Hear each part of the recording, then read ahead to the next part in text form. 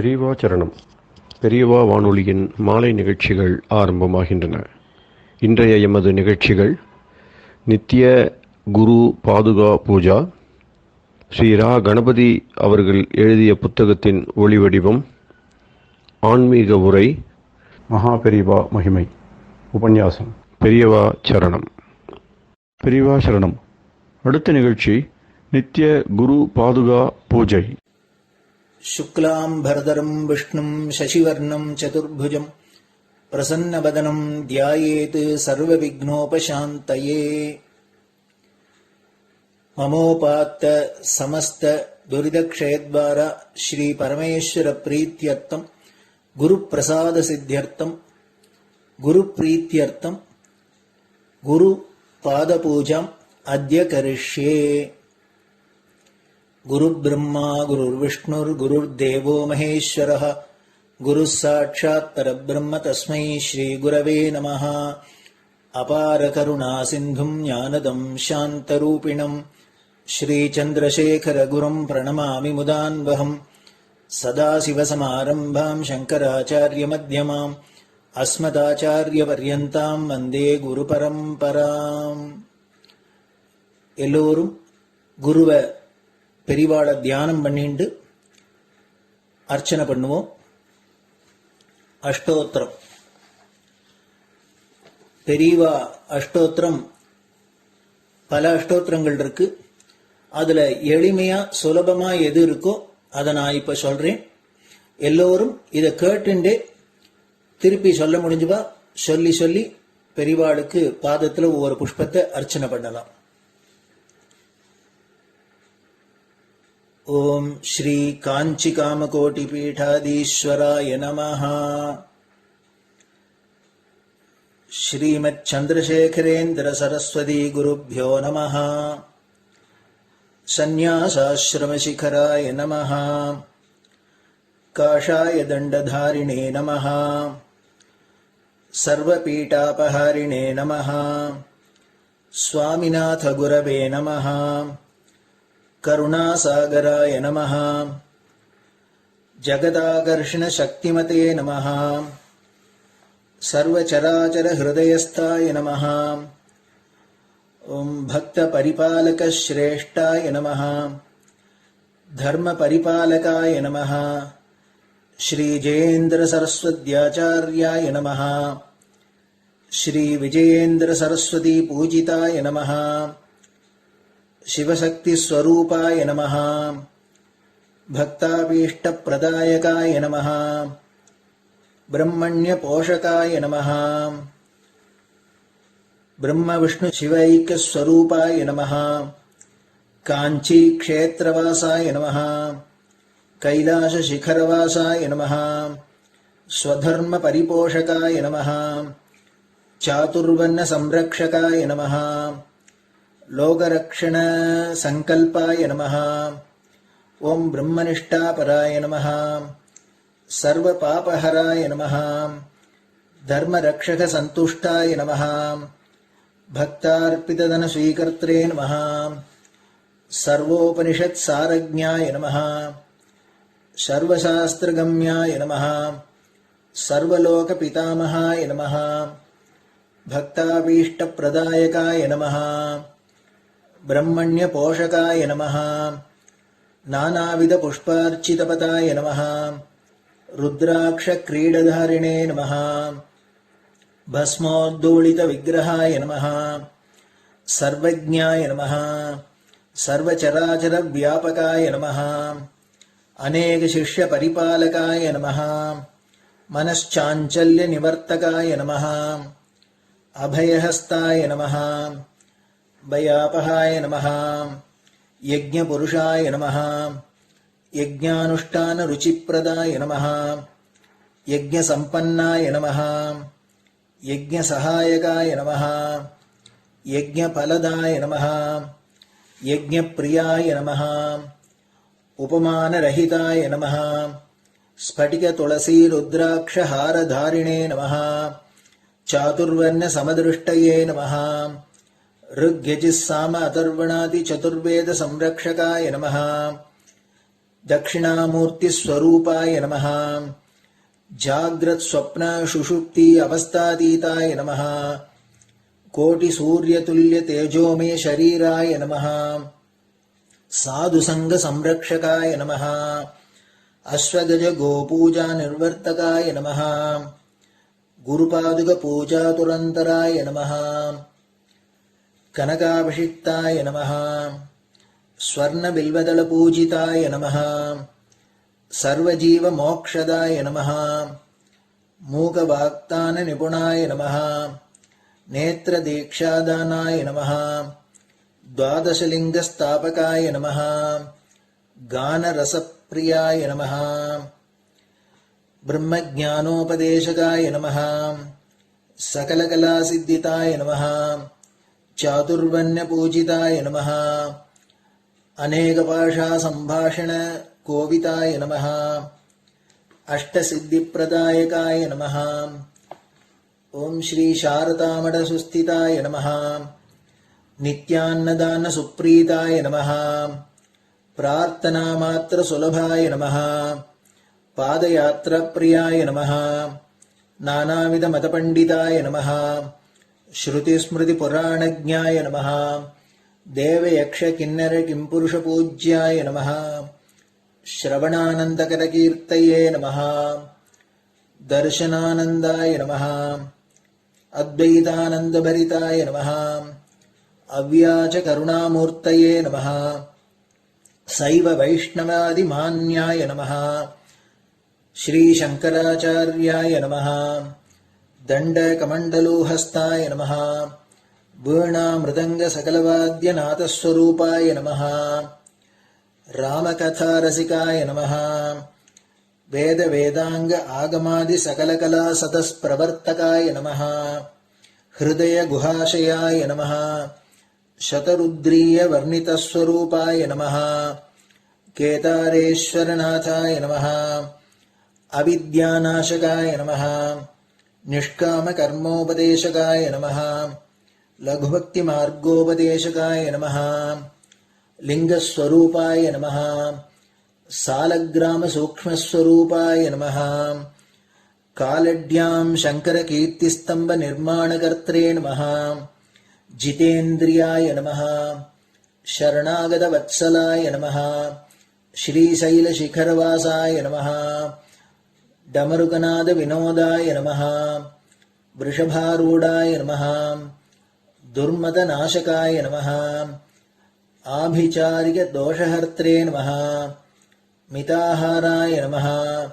मृत्युविमोचकशक्त्याय नमः श्रीचक्रार्चनतत्पराय नमः दासानुग्रहकारकाय नमः अनुराधानक्षत्रजाताय नमः सर्वलोकख्यातशीलाय नमः वेंकटेश्वरचरणपद्मषट्पदाय नमः श्री महात्रिपुरसुंदरी समेत श्री चंद्रमौलीश्वर पूजाप्रियाय नमः श्रीमच्चंद्रशेखरेन्द्र सरस्वती सद्गुरु परब्रह्मणे नमः गुरुभ्यो नमः परमगुरुभ्यो नमः परमेष्टिगुरुभ्यो नमः परात्परगुरुभ्यो नमः गुरुपरम्पराभ्यां नमः गुरुपादुकाभ्यां नमो नमः.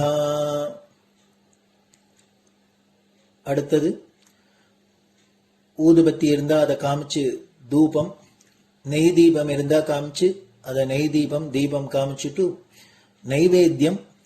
நைவேத்தியம் வெத்தலைப்பாக்கு பழம் இதுலேருந்து ஆரம்பிச்சு அவளுக்கு எது சௌரியமோ அதுபடி நைவேத்தியம் பண்ணலாம்.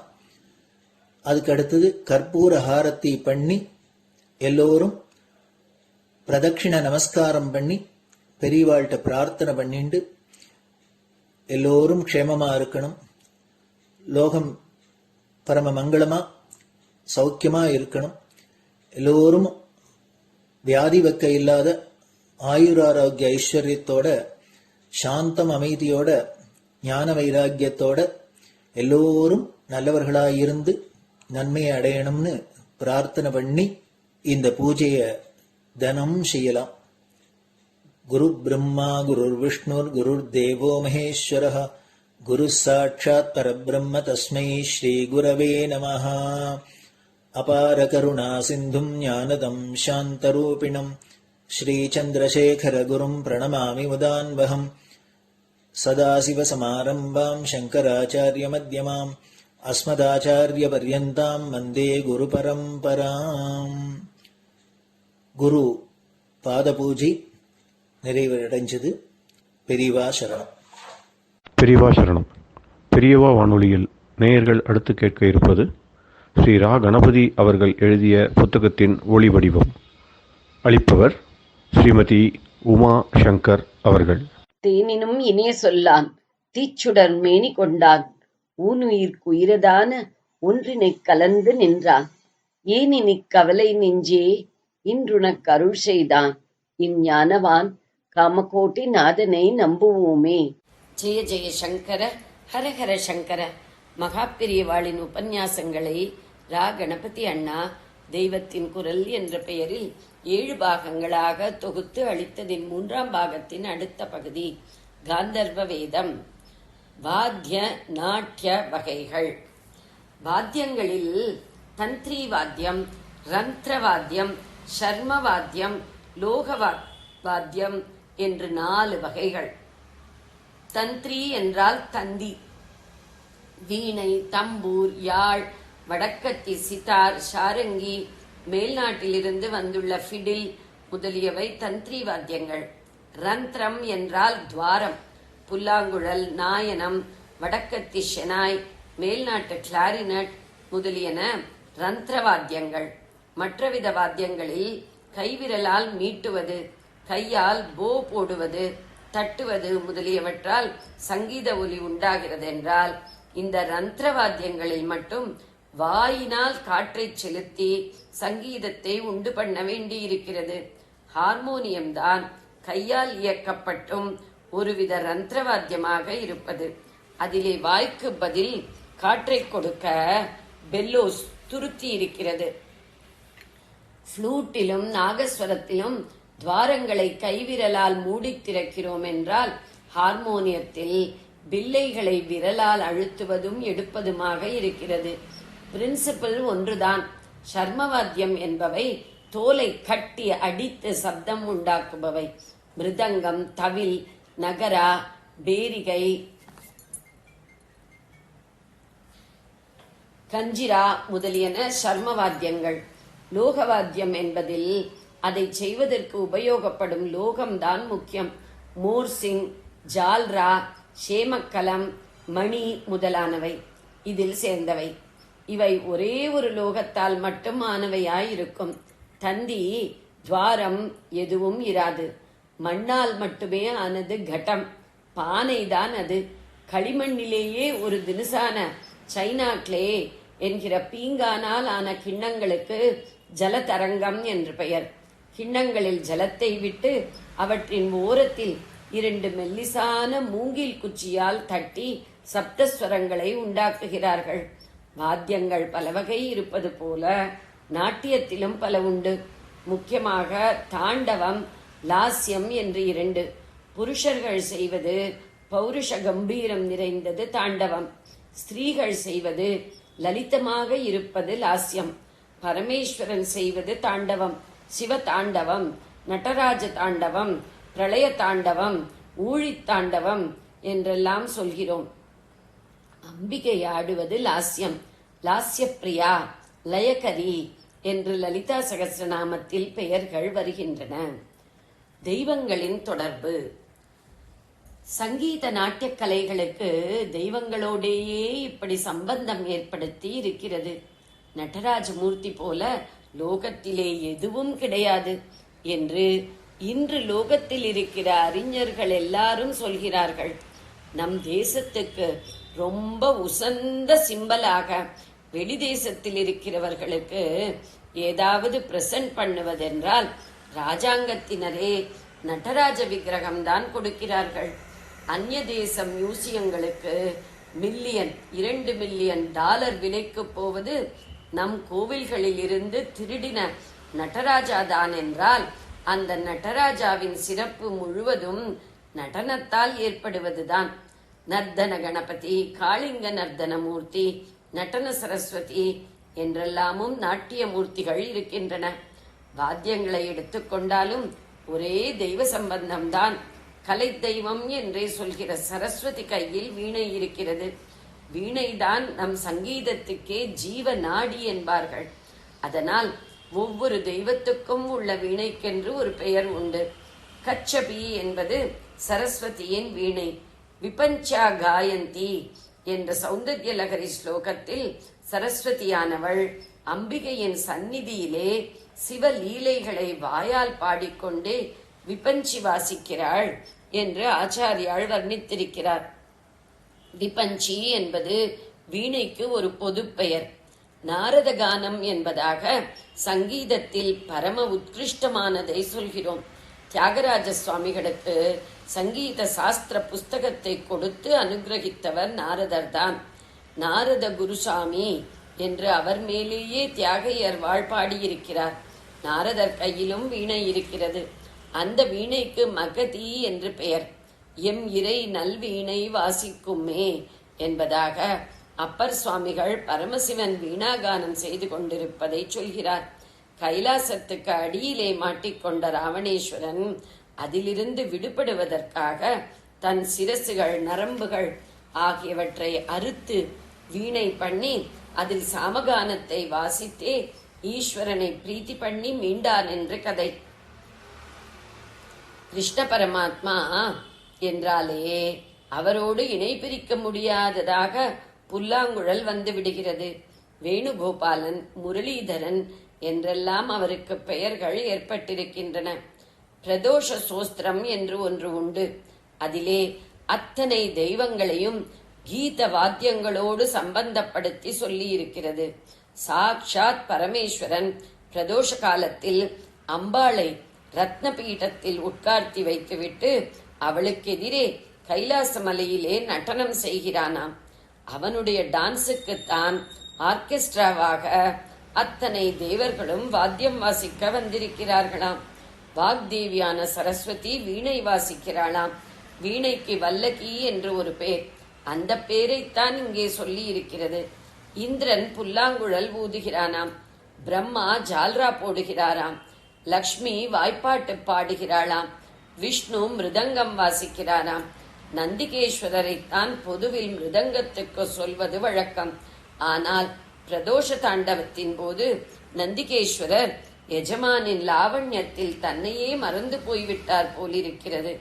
நந்திகேஸ்வரனின் இரு கொம்புகளுக்கிடையேதான் ஈசன் பிரதோஷ தாண்டவம் செய்வது.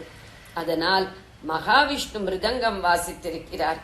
பரமேஸ்வரனோடு மகாவிஷ்ணுவுக்கு எத்தனை விதமான உறவுகள் இருக்கின்றன என்று நம் ஆச்சாரியாள் சிவானந்த லகரியில் பாணத்வம் ரிஷபத்வம் என்ற ஸ்லோகத்தில் அடுக்கிக் கொண்டு போகிற போதும் அவர் சிவதாண்டவத்துக்கு மத்தளம் கொட்டுவதை மிருதங்க வகதா என்று குறிப்பிடுகிறார். பிரதோஷ நாட்டியத்தில் அம்பிகையை சிவதாண்டவத்தை வெறுமே பார்த்து கொண்டு ரசிப்பவளாக மாத்திரம் சொல்லி இருக்கிறது. இந்த ஆனந்த தாண்டவத்தை மட்டுமின்றி கல்ப பிரளயத்தில் எல்லாவற்றையும் தன்னில் ஒடுக்கிக் கொண்டு ஈஸ்வரன் சம்ஹார தாண்டவம் செய்யும் போதும் அம்பாள் ஒருத்தி மட்டும் அழிந்து போகாமல் அதை பார்த்து கொண்டிருக்கிறாள் என்று லலிதா சகஸ்ரநாமத்தில் சொல்லி இருக்கிறது. மகேஸ்வர மகா கல்ப மகா தாண்டவ சாட்சினி. அந்த பரதேவதையே சங்கீத தேவதையாக சொல்லும் போது ராஜமாதங்கி, ராஜசியாமளா என்று பெயர். மீனாட்சி மேமுதம் தேகி, ராஜமாதங்கி என்று தீட்சிதர் பாடி இருக்கிறபடி மதுரையிலே நித்தியவாசம் பண்ணுகிற மீனாட்சியானவள் பராசக்தி சங்கீதத்தின் அதிதெய்வமாக இருக்கப்பட்ட அவசரம் கோலம்தான். காஞ்சிபுரத்தில் காமாட்சி கோயிலிலும் இவளுக்கு தனி சந்நிதி இருக்கிறது. ஷியாமளா தண்டகம் இப்படி சங்கீத மூர்த்தியாக இருக்கப்பட்ட பராசக்தியை பற்றியதே. நவரத்னமாலா என்பதாக ஓம்கார பஞ்சர சுகி என்று ஆரம்பிக்கிற ஸ்துதி ஒன்றை காளிதாசன் செய்திருக்கிறான். அதுவும் இந்த ஷியாமளா தேவியை பற்றியதுதான். அதிலே இவளும் சரஸ்வதியைப் போலவே கையில் வீணை வைத்துக் கொண்டிருப்பதாக சொல்லியிருக்கிறது. வீணா சங்கராந்த காந்தஹஸ்தாம். நிறத்தில் மட்டும் அவளுக்கும் இவளுக்கும் நேர் வித்தியாசம். சரஸ்வதி நல்ல வெளுப்பு, இவளோ சாம்பல் கருப்பு. அதனால்தான் ஷியாமளா என்று பெயர். இவளுடைய லாவண்யம் நிறைந்த கையின் நுனிவிரல் வீணையின் தந்திகளில் எப்போதும் சஞ்சாரம் பண்ணி கொண்டிருக்கிறது. அவள் இப்படி இருக்கிறாள் என்றால் நாமும் சங்கீத உபாசனையால் அவளை பிடித்து விடலாம் என்று அர்த்தம். நிறைய சாஸ்திராபியாசம் பண்ணி யோகாதிகளால் சித்தத்தை நிறுத்தி வசப்படுத்த முடியாத நாமும் ஸ்வரங்களில் லயிப்பதால் மனசை நிறுத்தி அவளுடைய சரணார விந்தத்தில் அதை கிடத்தி விடலாம். சுலபமாக அவள் கடாட்சத்தை பெற்று விடலாம். பிரதோஷ ஸ்தோத்திரத்தை போல அந்த பிரதோஷ கால நடராஜ தாண்டவத்தை வர்ணிப்பதாக சம்பு நடனாஷ்டகம் என்று ஒன்று உண்டு. இது பதஞ்சலி பண்ணின ஸ்தோத்திரம். அவர் ஆதிசேஷன் அவதாரம். அவரைப் போலவே நடராஜாவோடு சதா இருக்கும் வியாகிரபாதர் புலிக்கால் பெற்றவர். பாம்பு, புலி முதலான குரூர ஜந்துக்களையும் சங்கீத நாட்டியங்கள் பிரேமையாய் சாந்தமாய் பண்ணிவிடுகிறது என்று அர்த்தம். இந்த அஷ்டக ஸ்லோகங்களின் சொல்லமைப்பாலும் கதியாலும் சொல்கிற போதே எதிரே நாட்டியம் நடக்கிறது போன்ற பிரமை தட்டும். இதை பிரதோஷ பூஜையில் நிருத்யோபசாரம் பண்ண வேண்டிய இடத்தில் வாஸ்தவமாகவே சந்திரமௌலீஸ்வரருக்கு நாட்டியமாக அர்ப்பணிக்க வேண்டும் என்று எனக்கு ஆசையாயிருந்தது. மடத்திலே ஸ்திரீகள் ஆடுவதற்கு இடமில்லை. அதனால் திரவியத்தையோ கீர்த்தியையோ முன்னிட்டதாயில்லாமல் பூஜாங்கமாக ஈஸ்வரனுக்கு சமர்ப்பணமாவதுதானே என்பதால் நம்முடைய ஆஸ்தான சங்கீத வித்வானையே ஸ்ரீவாஞ்சியம் ராமச்சந்திரையர் இந்த ஸ்தோத்திரத்துக்கு அபிநயம் பிடிக்கும்படி சொன்னேன். அவர் முதலில் பயந்தே போய்விட்டார். எத்தனையோ வருஷம் நாட்டிய சிக்ஷை சொல்லிக் கொண்டால் தானே இது வரும். தமக்கு பாட்டில் உள்ளது போல டான்ஸில் பரிச்சயம் இல்லையே என்பதால் பயப்பட்டார். நான் தான் ஒன்றும் பயப்பட வேண்டாம், நடராஜாவை நினைத்துக் கொண்டு குயவன் களிமண்ணை துவைக்கிற மாதிரி காலாலே பண்ணிக்கொண்டு சொல் போகிற போக்கில் கையை காட்டிக்கொண்டு போ, சரியாய் வந்துவிடும் என்று தைரியம் கொடுத்தேன். அப்படியே நன்றாக அமைந்தது. சிதம்பரத்திலே சுத்த மத்தளம் என்கிற ஸ்பெஷல் டைப் மத்தளம் நடராஜாவுக்கு வாசிக்கப்படுகிறது. அதனால் இந்த சம்பு நடன அபிநயத்தின் போதும் இங்கே சுத்த மத்தளம் வாசிக்குமாறு ஏற்பாடு செய்தது. சங்கநாதத்தையும் சேர்த்து கொண்டது. இதனால் பூஜையிலேயே சாநித்தியம் கூடுதலாகிவிட்டார் போல இருந்தது. இதற்கெல்லாம் என்ன அர்த்தம் என்றால், ஸ்ருதி, லய, சங்கீதம், நிருத்யம் எல்லாமே உபாசனையாக அபியசிக்கப்பட்டால் நம்மை ஈஸ்வர சன்னிதானத்திலேயே கொண்டு போய் நிறுத்திவிடும். முடிவிலே அந்த சன்னிதானம் எங்கே இருக்கிறது? நம் ஹிருதயத்துக்குள்ளேயே தான். அதற்குள்ளே அடங்கி ஆத்மானந்தத்தை அடைய சங்கீதம் ஒரு வழி. ஜெய ஜெய சங்கர, ஹரஹர சங்கர. பெரியவா சரணம். இந்நிகழ்ச்சியின் அடுத்த பகுதி நாளை மாலை இதே நேரத்தில் ஒளிபரப்பாகும். பெரியவா சரணம். பெரியவா சரணம். பெரியவா வானொலியில் நேயர்கள் அடுத்து கேட்க இருப்பது திரு கவிக்கண்ணன் அவர்களின் ஆன்மீக உரை. பெரியவா சரணம். ராம் ராம். ஸ்ரீ குருப்யோ நமஹ. ஜெய ஜெய சங்கர, ஹர ஹர சங்கர. பெரியவா வானொலி நேயர்கள் அனைவருக்கும், மகா பெரியவாவுடைய பக்தர்கள் அனைவருக்கும் அடியேன் கவிக்கண்ணனின் அன்பு கலந்த நல்வாழ்த்துக்கள். கொஞ்சம் ஏழ்மையா இருந்துட்டாலோ, ஒரு எளிமையா இருந்துட்டாலோ, ஒரு சிம்பிளா இருந்துட்டாலோ மக்கள் அதை மதிக்கிறது இல்லை. சரி, ஒண்ணும் இல்லாதவன், இவனுக்கு மதிப்பு கொடுக்க வேண்டாம் அப்படின்னு நினைக்கிறார். ஈஸ்வர சந்திர வித்யாசாகர்னு ஒருத்தர் இருந்தாராம். அவர் ஒரு மீட்டிங் போனாராம். போகும்போது அவர் என்ன பண்ணிருக்காரு, சாதாரண அந்த அவர் பெங்காலிக்காரர், அவர்ல ஒரு பஞ்சகச்ச மாதிரி ஒரு கச்சம் ஒன்று போட்டு கட்டிப்பான். புலம்புற நம்ம பார்க்கலாம், பெங்காலிக்காரெல்லாம் கட்டுற அந்த மாதிரி அது கட்டிட்டு சாதாரண ஜிப்பா பொண்ணு இங்க போயிட்டார். போனா உள்ள விட மாட்டேன். சொன்னா, நான் தான்ப்பா ஈஸ்வர சந்திர வித்யாசாகர், நான் வந்திருக்கேன், அந்த மீட்டிங் அட்டன் பண்ணணும், எனக்கு இன்விடேஷன் தான் கூட இருக்கு. இல்ல இல்ல, சரியா உங்களை பார்த்தா அப்படிலாம் எங்களுக்கு தோணலை, இங்க போயிட்டு வாங்க, அவர் இப்படிலாம் இருக்க மாட்டாருப்பான். இவர் வீட்டுக்கு போயிட்டு என்ன பண்ணார், சாதாரணமா எப்படி இருக்கிறோம் அந்த மாதிரி கோட்டு சூட்டெல்லாம் போட்டு வந்தாலும் வந்தோடனே வாங்க வாங்க வாங்க எல்லாரும் கூப்பிட்டு அவரை உள்ள ஆயிடுச்சுன்னு போய் அவருக்கு ரொம்ப ஒரு முன்னாடி கொண்டு போய் உட்கார வச்சு எல்லாம் பண்ணாங்க. அப்புறம் ஃபங்க்ஷன்லாம் முடியும் டின்னர் கூட்டிட்டு போனாலாம். அது போனால் என்ன பண்ணாலும் டின்னர் வச்ச சர்வ் பண்ணலாம் எடுத்து எல்லாத்தையும் இந்த கோட்டு பாக்கெட்ல மேல் பாக்கெட்ல கொஞ்சம் கீழ் பாக்கெட்ல கொஞ்சம் இந்த பேண்ட் பாக்கெட்ல கொஞ்சம் எல்லாத்தையும் போட்டுட்டாங்க. பக்கத்தில் இருக்கிறவங்களாம் கேட்கலாம், என்ன இப்படி பண்ணுற, எனக்கு வருது மீனிங். அவர் சொன்னாரா, நான் வந்த போது எனக்கு எந்த மரியாதையும் இல்லைப்பா, ஆனா இந்த கோட்டை சூட்டெல்லாம் போட்டுன்னு வந்தவன தான் இதுக்குதான் ஒரு மரியாதை வச்சு எல்லாரும் கூப்பிட்டான். முதல்ல தான் பிச்சைக்காரன் போட்டுருக்கு எதுக்காக வந்திருக்கான்னு விரட்டி விட்டான். ஸோ இதுல என்ன தெரியுது, மரியாதைங்கிறது வந்து என்னுடைய ஒரு செல்ஃப்கே இல்லை, என்னுடைய குணத்துக்கோ என்னுடைய கெப்பாசிட்டிக்கோ என்னுடைய அறிவுக்கோ ஞானத்துக்கோ புகழுக்கோ இல்லை. இது மாதிரிலாம் ட்ரெஸ் பண்ணிட்டு வந்தாதான் ஒரு மரியாதைனால அதை தான் நான் கவனிக்க இல்லையா, அதுக்கு தான் இந்த ராஜ்யம் அதுக்கு போடுறேன் அப்படின்னு சொன்னாங்க. இப்படி வருது. இன்னொரு சின்ன விஷயம் சொல்லும்போது, ஒரு கல்யாணம் நடந்தது, நிஜமா நடந்த கதை. கல்யாணத்துக்கு பொண்ணாத்து கல்யாணம். அந்த பொண்ணோட அப்பாவுக்கு ரொம்ப வேண்டப்பட்டவர் அங்க இருந்தார். மத்தியானம் எல்லாரும் பிள்ளை வீட்டுக்காரெல்லாம் வந்துட்டா. வந்தோடனே பெரிய கான்ட்ராக்ட்ல கொடுத்துருக்க சாப்பாடு பாடு மத்தியானம் டிஃபன்லாம் ஒரு 4 மணிக்கு டிஃபன்லாம் ஆரம்பிச்சுட்டு அப்புறம் நிச்சயதார்த்தத்துக்கு கிளம்புறான். அந்த சாமான் எடுத்துட்டு வரதுக்கு போயிருக்கான். எல்லாம் போட்டு டிஃபன் கிட்ட உட்காந்துட்டான். உட்கார்ந்த உடனே இங்க அவரோட ஃப்ரெண்ட் ஒருத்தர் இருந்தார். எல்லாரும் இங்க உட்காருங்க அப்படின்னு சொல்லுவார். சாதாரணமா ட்ரெஸ் பண்ணிட்டு இருந்தார். எல்லாம் உட்காருங்க வந்தார். சரி, ஏதோ பெரிய மனுஷா, பெரிய இடத்துக்கு கல்யாணமா இருக்கு, நம்ம ஃப்ரெண்டாத்து கல்யாணமா இருக்கு, நாமளும் ஏதோ ஹெல்ப் பண்ணலாம்னு சொல்லிட்டு என்ன பண்ணாரு, முதல்ல ஸ்வீட்டை வைக்கலாம்னு வச்சுட்டு ஜாங்கிரி எடுத்து எல்லாருக்கும் வச்சுட்டே வந்தோம். அப்ப இந்த சம்பந்தி வீட்டுக்காரர் வந்து அவருக்கு என்ன கோபமோ என்னவோ தெரியல, திடீர்னு ஒரு பிடிச்சி ஒரு கத்துனாங்க. விட்டு விட்டு வையும், என்ன பார்த்து நின்றுட்டே இருக்கிறேன், தண்ணியை கொண்டாடும், அதை கொண்டாடும், இதை வைங்க அதை வைங்க அப்படின்னு சொல்லிட்டு கத்துக்காரு. அவர் என்ன சொல்லிட்டார், இவர் வந்து இந்த கேட்டரிங் சர்வீஸ் பண்றாரு, அவருடைய சொந்த ஆளுன்னு சொல்லிட்டு கத்திவிட்டார். இவரும் சத்தம் காட்டாத அவர் சொன்னதெல்லாம் செஞ்சு எல்லாம் முடிச்சு ஆயிடுச்சு. அப்புறம் அவங்களோட ஆளுகள்லாம் வந்து சர்வ் பண்ண வச்சு இவர் நைசா கிளம்பிட்டார். கரெக்டா அந்த சீனுக்கே வரல. சாயங்காலம் ஒரு 6-5 மணிக்கு நிச்சயதார்த்தம் ஆச்சு. நிச்சயதார்த்தம் ஆன உடனே நல்லா ஜம்முன்னு ட்ரெஸ் பண்ணிட்டு பந்தாவா இருந்தார். அப்பவும் மேடைக்கெல்லாம் வரல கேட்டா இருந்தார். அப்புறம் நிச்சயதார்த்தத்துக்கு எல்லாரும் நிச்சயதார்த்தம் முடிஞ்சு கோயிலுக்கு கிளம்பும் போது ரிசப்ஷன் எடுத்ததுன்னு வச்சுக்கோமே. அந்த ரிசப்ஷன் மாதிரி ஒரு ஃப்ரெண்டு இருக்காரு, இவரை கூப்பிட்டு இங்க வாங்க சம்பந்தெல்லாம் இன்ட்ரோடியூஸ் பண்ணி விடுறேன், ஏன் நீ பார்க்கவே இல்லையா அப்படின்னு சொல்லிட்டு அவர்கிட்ட கூட்டிட்டு போய், இவர் என்னோட ரொம்ப ஆத்மார்த்தமான ஃப்ரெண்டு, ஒரு 35 வருஷமா என்னோட ஃப்ரெண்டு, இது மாதிரி இந்த இடத்துல இந்த பெரிய உத்தியோகத்தில் இருக்கார் அப்படின்னு சொன்ன உடனே இந்த சம்பந்திக்கு அப்படியே உடம்பெல்லாம் விலவெடுத்து போய் வேர்த்து கொட்டுறான்னு சொல்லிட்டான்.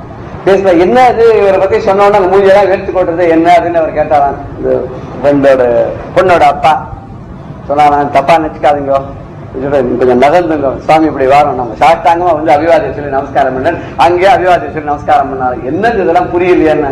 ஒன்றும் இல்லை, சாயங்காலம் ஒரு தப்பு நடந்து எடுத்து இது மாதிரி இவர் அங்க இருந்தார், நீங்க எங்கோ அங்க உள்ள எங்கோ பேருந்தல் போட்டிருக்க அந்த கேட்டரிங் வரல, நாங்க இவர் வந்து கேட்டரிங் சர்வீஸ் பண்றவருடைய ஆளுன்னு நினைச்சுட்டோம், கொஞ்சம் ரொம்ப விரட்டிவிட்டோம். ஆனா அதை துளி கூட அதை வெளியில காமிச்சிக்காத நாங்க என்ன சொன்னோமோ அத்தனையும் செஞ்சுட்டு போயிட்டாரு. இப்ப பார்த்தா இவ்வளவு பெரிய மனுஷனா இருப்பாருன்னு எனக்கு எனக்கு தோணலை. அதான் நிறகுடம் தழும்பாதுன்னு சொல்றாரு. ஆனா நாங்க வந்து ட்ரெஸ்ஸை பார்த்து இடம் போட்டோம், ரொம்ப சாதாரணமா இருந்தாலும் வெயிட்டு கிட்டுண்டு, இப்ப பார்த்தா ரொம்ப அமக்கலமா இருக்காரு அப்படின்னு ஆச்சரியப்பட்டு போய் அதோட தன்னுடைய வருத்தத்தையும் தெரிவிச்சுட்டு காலில் வந்து நமஸ்காரம் பண்ணுவோம். உலகத்துல எங்கேயுமே பார்த்தா அதுக்குதான் வள்ளுவர் சொல்லும் போது உருவு கண்டு எல்லாமே வேண்டும் அப்படின்னு. உருவத்தை பார்த்து நம்ம வந்து அவளை ஏளனமா பேசிடக்கூடாது. ஆனா உருள் பெரும் தேருக்கு அச்சாணி அண்ணார் உடைத்து, அவ்வளவு பெரிய தேர் போறது, அதுக்கு ஒரே ஒரு அந்த அச்சு ஒரு ஆணி ஒண்ணு இருக்குமா, அந்த ஆணியை போட்டாதான் அந்த சக்கரம் நிற்குமா, இல்லைன்னா அந்த ஆணி எடுத்துட்டா சக்கரம் கண்டு வெளில வந்துமா, அவ்வளவு பெரிய தேர் ஓடாதான். அது மாதிரி ரொம்ப சாதாரண சிம்பிளா இருப்பா. அவள்லாம் வந்து பெரிய மகான்களா மகாபெரிவாளா இருப்பா அப்படின்னு சொல்லி சொன்னார். சேஷாதிரி சுவாமிகள்லாம் இருந்தாரு, அவர்லாம் வந்து ரொம்ப சாதாரண சிம்பிளா ஒரு பிரதேசம் மாதிரி இருப்பாராம். அவரை இப்பதான் அவர் பார்த்தா சுவாமிகள் அப்படின்னு சொல்ல முடியாது, அப்படி இருப்பாராம். ரமணனுக்கும் மேலே அவர். அதை பத்தி பெரியவா மகாபெரிவா சொல்லும் போது யாரோ வந்து ஒரு உபன்யாசம் பண்ணிட்டு இருக்காராம். அதுல வந்து சேஷாதிரி சுவாமிகளை பத்தி அவருடைய சரித்திரத்தெல்லாம் சொல்லிட்டு இருக்காராம். எல்லாத்தையும் கேட்டப்பறம் மகாபெரிவா சொல்லுவான், ஏண்டா இது ஒரு 10% நான் வருவேனா, முயற்சி பண்ணா கிடைக்குமா, இவர் 10 50% வந்தாச்சு. ஆனா கூட அவருடைய பணி பாருங்க, இதுல ஒரு 10%க்காக நான் வருவேனா சேஷாதிரி சுவாமிகள் மாதிரிலாம் அப்படின்னு சொல்ல, என்ன வர மாதிரி உட்கார்ந்து காமிக்கலாம், வேற என்ன வர போறது அப்படின்னு வரோம். ஏன்னா அவருக்கு அவ்வளவு பணிவு வந்திருக்கு அப்படின்னு சொல்லுவா. இதுல இருந்து என்னன்னா, ஒரு ஜனங்கள் பொதுவாக பார்க்கும்போது அவளுடைய உருவத்தை கண்டு அவளுடைய ட்ரெஸ்ஸை பார்த்து அப்படிதான் அவ மயங்கி போராட தவிர உண்மையான அவளுடைய ஒரு திறமைக்கோ அவளுடைய சக்திக்கோ அவளுடைய காம்பிடன்ஸுக்கோ மரியாதை கிடைக்கிறது இல்லை அப்படின்றது அது தெரியுது. பரமேஸ்வரனே பார்த்து ஒருத்தர் அழகா ஒரு பாட்டு ஒன்று பாடியிருக்காரு. என்ன பாடுறாரு அப்படின்னு கேட்டீங்கன்னாக்க,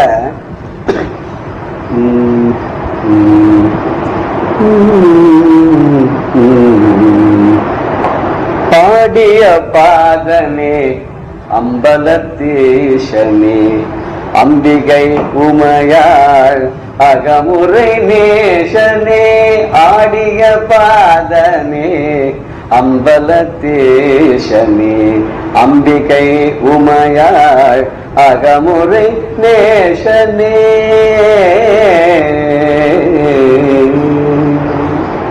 ஆடிய பாதம் இடது பதம் தூக்கி ஆடும் சொல்லுவோம். இடது பாதத்தை தூக்கி ஆடிட்டு இருக்கான். அவன் அம்பலத்து ஈசன், சிதம்பரத்துல நடனம் ஆடக்கூடிய ஈசன்.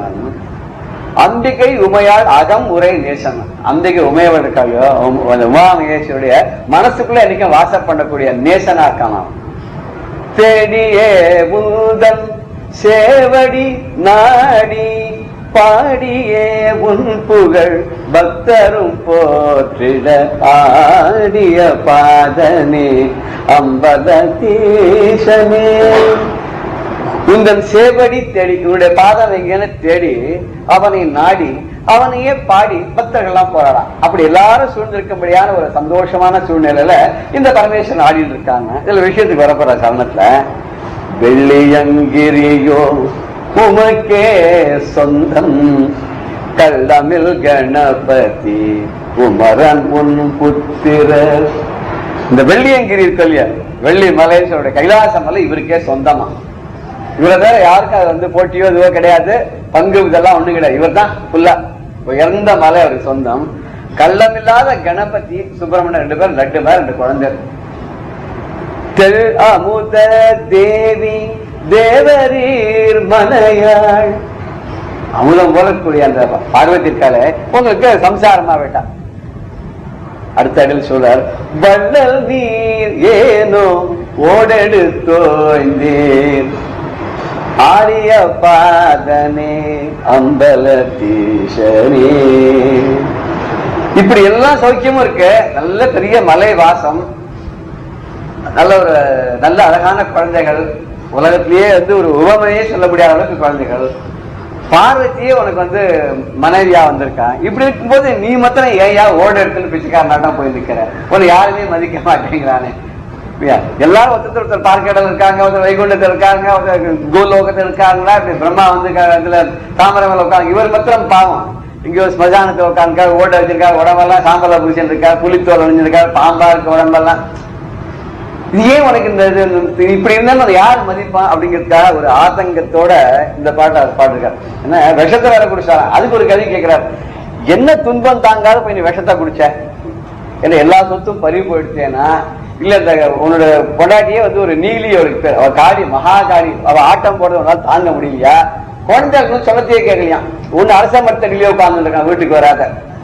இன்னொரு பிள்ளை வந்து அப்பா அம்மா கடங்காத யாரையோ இஷ்டத்துக்கு கல்யாணம் பண்ணி போயிட்டான். அது சொல்ல, அது அந்த கவி சொல்லும் போது, உன் பிள்ளைகளே அந்த காலத்திலேயே வந்து பிற்காடி கலியுகத்துல பசங்கள்லாம் எப்படி இருப்பாங்க வழிகாமிச்சுட்டு போயிட்டாங்கிறார் அந்த கவி.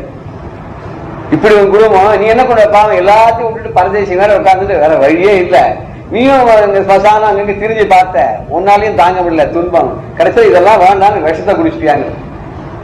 அந்த விஷம் குடிச்ச ஊர் எது தெரியுமா? ஆலங்குடி. நம்ம ஆலங்குடிய வந்து இதுவா தானே சொல்றோம், குருனுடைய கஷேத்திரம் அப்படின்னு சொல்றோம் இல்லையா. அந்த சுவாமிக்கு ஆபத் சகாயேஸ்வரன் பேரு. ஏலவார் குழலி அம்மை, அவ வந்து தலை முடி இருக்கிறது அவளுக்கு ரொம்ப நீளமா இருக்கும், அழகா கூந்தல், கேள்வி ஹேரம் அன்பாளுக்கு அப்படி இருக்குமா. அவருக்கு வந்து ஆபத் சகாயேஸ்வரன், ஆபத்துல சகாயம் பண்ணாராம். என்ன ஆபத்து வந்தது, இந்த பார்க்கடலை கடைஞ்ச போது அந்த ஆளாகல விஷம் வந்தது. அவதான் நான் இல்ல நீ இல்லன்னு ஒருத்தர் ஓட ஆரம்பிச்சாங்க, கிட்டே வரல. ஏதாவது நல்லது வந்தா எனக்கு உனக்குமா, நீங்க சாதாரண எங்கேயா பாருங்க, ஏதோ ஒண்ணு கொடுக்குறான்னு 2 கையும் நீட்டி கேட்பா சில பேர். இதுல வந்து இந்த ஒருத்தர் ஃப்ரீயா கிடைக்கிறது, இந்த வாங்கிக்கிறது மாத்திரம் யாருமே வெக்கப்படுறதே இல்லை. நானும் பார்த்தேன், இந்த கோவில்ல சுண்டல் கொடுத்தாலும் சரி, ஒரு சாதாரண சந்தோஷத்துக்கு போய் யாராவது நோட்டீஸ் ஒண்ணு கொடுத்துருப்பான், அந்த நோட்டீஸுக்கு நமக்கு எந்த சம்பந்தமே இருக்காது. ஆனா அதுல போய் குறுக்க போய் நின்று எனக்கு 2 கொடுங்க அப்படின்னு வாங்கிப்பான். இப்படி வாங்கும் போது அவருக்கு வந்து அந்த இது வாங்குறாம நமக்கு கௌரவமா இல்லையா அதெல்லாம் ஒரு யோசனை பண்ண மாட்டான். ஆனா ஏதாவது ஒரு கஷ்டம் வர மாதிரி சமாச்சாரம் உபகாரம் பண்ற மாதிரி இது இந்த நோட்டீஸ் கொடுத்தா அதோ அதுல பின்னாடியே ஒரு சப்ஸ்கிரிப்ஷன் கலெக்ட் பண்ணுவோம், ஒரு டொனேஷன் கேட்க ₹1 கிட்ட வாங்க மாட்டான், வரவே மாட்டான், ஓடியே வருவான். இதுதான் இந்த விஷம்னு அவன் யாருமே நிக்காத ஓடி போயிட்டான். அப்ப எல்லாரும் போய் பரமேஸ்வரன் காலில் விழுந்து நீர் தான் காப்பாற்றணும்னு, வா இருக்கேன் வா சாப்பிடுவோம்னு வச்சு வாங்கி யோசனையும் பண்ணலையாம். செகண்ட் தாட்டுக்கே இடம் கொடுக்கலங்கிற. மற்றவாளுக்கு உபகாரம் பண்ணுங்கிற போது நம்ம அடுத்த தாட்டை நினைக்கப்படாதான். தவறு பண்ணும்போது, கெடுதல் பண்ணும்போது என்ன கிடைக்கணும் அப்புறம் பாத்துக்கலாம், அவனை தண்டிச்சு நமக்கு என்ன ஆகணும் அப்படின்னு நினைக்கிறோமா. கெடுதல் பண்ணும்போது, நல்லது பண்ணும்போது நாளைக்கு இருப்போமோ மாட்டோமா, இப்பவே பண்ணிடுவோமே அப்படி பண்ணணுமா. இவர் பரமேஸ்வரனுக்கு என்னத்தை காமிச்சாருன்னா, நல்லது பண்றச்ச யோசனை பண்ணப்படாது, இதனால அந்த ஜராதரங்கள் முழுக்க காப்பாற்றப்பட போறது, உலகமே உய்ய போறது, அதெல்லாம் அந்த விஷத்தை வாங்கி சாப்பிடுவோம்னு சாப்பிட்டா. அந்த பார்வதி வந்தா கழுத்துல அப்படி தடவை கொடுத்தா அந்த வந்து கைப்பட்ட உடனே அருந்திய நஞ்சு அமுதாச்சு, இதெல்லாம் நம்ம பார்க்க இருக்க தெரியும். இப்படி ஒரு விஷத்தை குடிச்ச இடம் அதுதான் வந்து ஆலங்குடியான். ஆலம்னா ஆலாகல விஷம், குடினா அதை குடிச்சார் அவர். அது காலமேக போல அவர் சொல்லும் போது ஒரு சின்ன பாட்டு சொல்ல வருங்க. ஆலங்குடியானை ஆலாலம் உண்டானை ஆலம் குடியான் என்று ஆர் சொன்னார். ஆலம் குடியானே ஆகில் குவலயத்தோரெல்லாம் மடியாரோ மண் மீதிலே. சின்ன பாட்டு அழகா சொல்லுங்க. ஆலங்குடியானை ஆலங்குடியில் வசிப்பவனின்னு அர்த்தம். இப்ப நம்ம சாதாரண குன்றக்குடி அடிகளார் அப்படிங்கிறோம், அந்த ஊர்ல இருக்கப்பட்டவர். செம்மங்குடி அப்படின்னு சொல்ற அந்த ஊரை அந்த ஊர் பேர் சொன்ன உடனே இந்த ஊர்க்காரா அந்த ஊருடைய பிரசித்தமும் தெரியுது, இவாருடைய பிரசித்தமும் தெரியுது. இங்க ஆலங்குடியான் அப்படின்னா ஆலங்குடியில் இருக்கக்கூடிய ஈஸ்வரன். அவன் யாரு? ஆலாலம் உண்டானே, ஆலாகல விஷத்தை சாப்பிட்டானே. அங்க அந்த ஆலங்குடியில இருந்துட்டு இந்த விஷத்தை சாப்பிட்டவனை ஆலங்குடியான் என்று ஆர் சொன்னார். எல்லாரும் ஆலங்குடியான் ஆலங்குடியான், இவரு அதே சொன்னார் ஆலங்குடியானேன்னார். ஆலங்குடியான் என்று யார் சொன்னார் அப்படின்னு கேட்கிறேன். ஆலங்குடியான் அப்படின்னு யார் சொன்னார்? அதான் ரெண்டு அர்த்தத்தை சொல்ற. ஆலம் குடியானி ஆகிற இந்த ஆலகால விஷயத்தை அவன் மாத்திரம் குடிக்காத இருந்திருந்தான்னா என்ன ஆகும் தெரியுமோ? கோலையத்தோர் எல்லாம் மடியாரோ மண் மீதிலே. இந்த உலகத்துக்கு அத்தனை ஜீவராசிகளும் செத்து பெற மாட்டாங்க எல்லாரும், அவன் அந்த விஷத்தை சாப்பிடலன்னு அப்படின்னு. அந்த ஆலங்குடியான ஆலங்குடி ஊரில் இருப்பவன்னு ஒரு அர்த்தம், ஆலம் குடியான விஷத்தை குடிக்க மாட்டான்னு அர்த்தம். ரெண்டு அர்த்தம் ஆச்சு. ஒரு பண்ணிங்க அந்த பாட்டை பண்ணிருக்காரு. இது காலங்கத்தவருடைய அவருடைய நினைச்சா உடனே பாடுவாங்க காலமேகம், அப்படி பாடினது பாட்டர். இது வந்து கரெக்டா இந்த இடத்துக்கு வருது. இவர் ஏன் விஷத்தை சாப்பிட்டார் அப்படின்னு ஒரு கல்வி கூட கேட்டாரு. துன்பம் தாங்காத விஷத்தை சாப்பிட்டியா? அது கூட தொண்டைக்குழி கீழே போகலையா? அந்த விஷம் கூட சில சமயம் வந்துவா. சில பேர் என்ன பண்ணுவாங்கன்னா விஷம் நினைச்சு மருந்து சாப்பிடுவான், ஒண்ணுமே ஆகாது. சரி டாக்டர் அவருக்கு ட்ரீட் பண்ணா கொடுத்து இன்ஜெக்ஷன் போட்டு ஒரு பீட் கொடுப்பார், அவன் செத்து போயிடுவான். அது என்னென்ன அந்த மாதிரி கேஸ் தான் கூட நடந்திருக்கு. இது சாதாரண விட்டமின் கொடுத்தா போயிடுவான். ஆனா விஷத்தை சாப்பிட்டு ஒண்ணாகல. மலையிலேருந்து உருண்டு விழுதான் பழிச்சிருவான். ஒரு சின்ன கல் தடிக்க வந்து ஹார்ட் அட்டாக் போயிட்டாங்க. எது எப்படி நடக்கிறதுன்றது நம்முடைய செயலுக்கு அப்பாற்பட்டதான நடக்கிறது, விசித்திரம் நடக்கிறது. இவர் வந்து அதே மாதிரி விஷத்தை சாப்பிட்டார். முதல்ல விஷத்தை சாப்பிட்டு சாகாத இருந்தவர் இவர் தான். எத்தனை பேர் காப்பாத்துறல இந்த மாதிரி வெறும் கையால தடவையே காப்பாத்திருக்கான். மிஸ்டிக் டச்ன்னு சொல்றாங்க, அதுதான் அப்படி காப்பாத்திருக்கான். அப்பேற்பட்ட அந்த பரமேஸ்வரனுடைய பிள்ளையான அந்த முருகன் இருக்கானே, அந்த முருகனுடைய பாதார விந்தங்களை சரணம்னு அடைஞ்சு போயிட்டோம்னா இந்த வறுமையெல்லாம் வராது அப்படிங்கிற அதையும் நம்ம போனதுல பார்த்தோம். இப்படி வறுமை வராது இருக்கணும் அப்படின்னு சொன்னா அந்த அழகான முருகனை, அந்த மயில் மேல ஏறி வரக்கூடிய அந்த ஆறுமுகனை நம்ம சரணம்னு அடையணும். அப்படின்னா அவன் எப்பேற்பட்டவன் அப்படின்னு ஒரு பாடல்ல சொல்ற. அழகான மயிலேர் அருமுக பாலன் அன்போடு அடியார்க்கு அருள் செய்யும் சீலன். அழகான மயிலேர் அருமுக பாலன், அழகான மயில் மேல ஏறி வரக்கூடிய அருமுகன் சண்முகன். அவன் அன்போடு பக்தர்கள்லாம் எப்போ அருள் செய்யக்கூடியவனா இருக்கானா. அவன் எங்கெங்களா இருப்பான ஒரே ஒரு இடத்த மாத்திரம் எடுத்துப்போமே. பழனி மலை வாழும் பரமதயாளன் பக்த கனுகூலன் பன்னீரு கைவேலன். அழகான மயிலேறும் அருமுக பாலன். அவன் பழனி மலையில வசிக்கக்கூடியவன், ரொம்ப பரமதயாளன். அதாவது அள்ளி கொடுக்கறதுல அவனுக்கு நிகர் யாருமே கிடையாது. பக்தர்களுக்கெல்லாம் ரொம்ப அனுகூலத்தை செய்யக்கூடியவனா இருக்கான். 12 கை வச்சிருக்கான், அப்படி 12 கை வேலன் இருக்கானே. அவனை போய் சரணம்னு அடைஞ்சிட்டோம், எல்லாத்தையும் கொடுக்குறா, வறுமையே வராது. எப்படி அப்படின்னா, சராச்சரங்களை சந்ததம் காத்தருள் புராண புருஷன் புரகரன் குவரன். சராச்சரங்களை சந்ததம் காத்தருள் புராண புருஷன் புரகரன் குவரன். சுராசுர முதல் தவமா முனிவரும் பராபர நென்று போற்றேடும் அமரன் அழகான மயிலேறும் அருமுகபாலம். இந்த சராசரங்கள் அத்தனையும் எப்பொழுதும் காப்பாற்றணும், சந்ததம் இடைவிடாத எப்போ அவரை காப்பாத்தின்னு இருக்கான். அவன் புராண புருஷன், எல்லா புராணங்கள்லயும் வருதுன்னு ஒண்ணு சொல்லலாம். இவன் புராணமான புராதனமான புருஷன், பன்னெடுங்காலம் தொட்டு அவன் இருந்துட்டு இருக்கான் அப்படின்னு சொல்லலாம். புரகனுடைய குமரன் இருக்கான், திரிபுராந்தகன் அப்படின்னு சொல்லக்கூடிய திரிபுர சம்ஹாரம் பண்ண பரமேஸ்வரனுடைய பிள்ளையவன். சுரர் அசுரர் எல்லாருமே அவன், தவ முனிவர்கள் எல்லாருமே அவனை பணிஞ்சிருக்கான். தேவர்கள் மாத்திரம் இல்ல, அசுரர்களும் அவனை வந்து பணிஞ்சிருக்கான். அப்பேற்பட்டவன் பராத்பரன் என போற்றிடும் அவன். எல்லாரும் நீதான் பராத்பரன் பராத்பரா அப்படின்னு பாடிருக்க இல்லையா, அவன் பரமேஸ்வரனை பாடிருக்க. இங்க வந்து நம்ம முருகனே சொல்றோம். இப்படிப்பட்ட ஒரு பராத்பரனான அந்த முருகன், அந்த முருகனை சரணம் அடைந்தோமானால் நமக்கு எல்லாவற்றையும் அள்ளி கொடுக்கக்கூடியவனா இருக்கான். பெரியவா சரணம். இந்நிகழ்ச்சியின் அடுத்த பகுதி நாளை மாலை இதே நேரத்தில் ஒளிபரப்பாகும். பெரியவா சரணம். பெரியவா சரணம். அடுத்த நிகழ்ச்சி மகா பெரியவா மகிமை உபன்யாசம். வழங்குபவர் பிரம்மஸ்ரீ கணேச சர்மா அவர்கள். ஏழாவதா விருந்தோம்பல். நமது சாஸ்திரங்கள்ல அதிதி சத்காரம் அப்படின்னு சொல்லியிருக்கு. வேதமே என்ன சொல்றதுன்னு, அதிதி தேவோபவன் சொன்ன தேசம் இது. அதிதி தேவோபவன் அதாவது வீட்டுக்கு வந்து விருந்தாளி கெஸ்ட வெறும் ஏதோ கெஸ்ட் வந்திருக்காரு, அவருக்கு காப்பியை கொடுத்தோம் சாப்பாடு போட்டோம் அப்படின்னு இல்லாத சாட்சாத் பகவானே வந்திருக்காரு, ஈஸ்வரனே வந்திருக்காருங்கிற பாவத்தோட அவளுக்கு பாத பூஜை பண்ணி உபச்சாரம் பண்ணுன்னு நமது சாஸ்திரம் சொல்றது, வேதம் சொல்றது. அதை வீட்டுக்கு வீடு அந்த காலத்துல அப்படித்தான் இருந்திருக்கு. யாரு வேணா எப்போ வேணா போடலாம், எத்தனை பேர் வந்தாலும் சாப்பாடு அப்படிலாம் தானே இருந்திருக்கு. அந்த விருந்தோம்பல நம்மளோட பாரத தேசத்தோட கலாச்சார பண்பாடு. மற்ற தேசங்கள்லாம் உண்டோ, அப்பாயின்மெண்ட் இல்லாத எங்கேயானு போயிட முடியுமோ, யார் வீட்டுக்கானும் முன்னால சொல்லாத ஒரு காஃபி சாப்பிட முடியுமோ? இந்த தேசத்துலதான் ஒரு அனௌன்ஸ்மெண்ட்டும் இல்லாத யாரு வேணா வரலாம். நமக்கு வீட்டோட அமைப்பெல்லாமே அப்படிதான் இருக்கு. அந்த ட்ரெடிஷனை காப்பாற்றணும், அந்த தேசத்தோட பெருமையே இதான். அதனால இந்த விருந்தோம்பல் பண்ணணும் அப்படின்னு. பசிக்கொடுமைக்கு மேல பெரிய கொடுமை கிடையாது. இந்த பசிக்கொடுமையினால்தான் இத்தனை திருடு களவு முதலான எல்லா தோஷங்களும் நடக்குது. அதெல்லாம் போகணும்னா இந்த விருந்தோம்பல் இருந்ததுனாலே போதும். அதுக்கும் இல்லை, நம்மள்கிட்ட இருக்கிறது நமக்குன்னு ஒரு சுயநலத்தோட இல்லாத 4 பேருக்கு அதை விநியோகம் பண்ணணும், எல்லாருக்கும் கொடுக்கணும்ன்ற பரந்த நோக்கம் வரணுங்கிறதுக்காக இதை சொன்னா.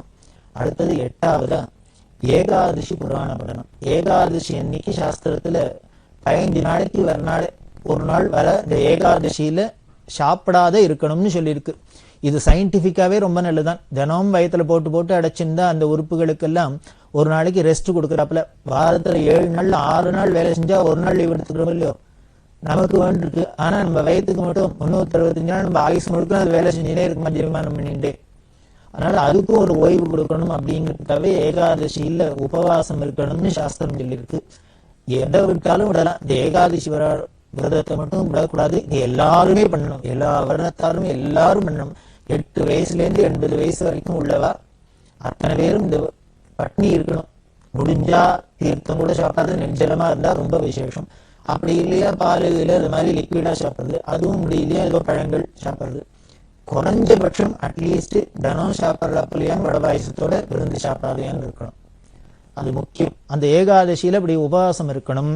அப்படி இருந்தாக்க பொழுது போகாதனும், அன்னைக்கு நல்ல பொழுதா கழிக்கணும். அதுக்காக என்ன பண்ண புராண பட்டணங்கள், ஏகாதசி புராண பட்டணம் அப்படின்னு கிராமத்துல ஒரு புது இடத்துல உட்காந்து ஹரிஜனங்கள்லேருந்து அத்தனை பேரும், பண்டிதாள்லேருந்து பாமராள்லேருந்து அத்தனை பேரும் சொல்ல, ஏதோ அந்த ஊர்லயே இருக்கிறவர் பெரிய உபன்யாசம் தான் வரணும்ல, அந்த ஊர்ல இருக்கிறவா கொஞ்சம் பேசி தெரிஞ்சவா இந்த புராண இதிகாசங்கள்லாம் படிச்சு அதுல உள்ள கதைகள்லாம் சொல்லுது. அதுல முக்கியமா பக்தர்களோட சரித்திரம்லாம் இருக்கணும். அதுவும் நம்ம நாட்டு 63 நாயன்மார்கள் ஆழ்வார்கள் இவாளோட கதையோட இன்னும் துகாராம் சுவாமிகள் முதலான தேசத்துல பல மீராவை இவாள மாதிரி பக்தர்கள்லாம் இருக்கு, அவளோட சரித்திரத்தெல்லாம் சொல்லணும்.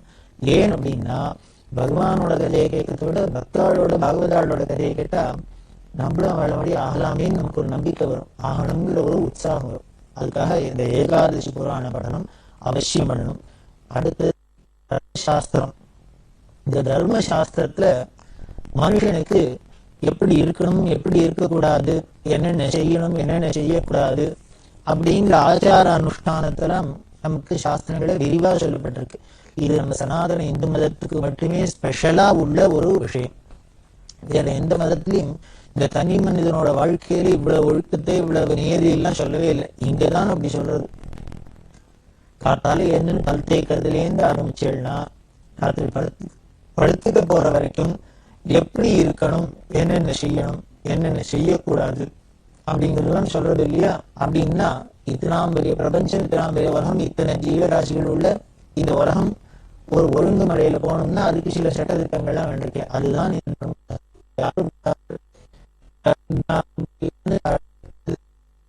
ஜனங்களோட நல்ல தாயாரான அம்பாளே போட்டது.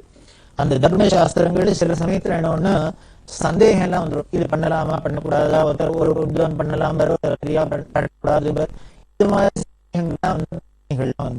இந்த முதல் சொல்லி அடத்து சொல்லி தெளிவா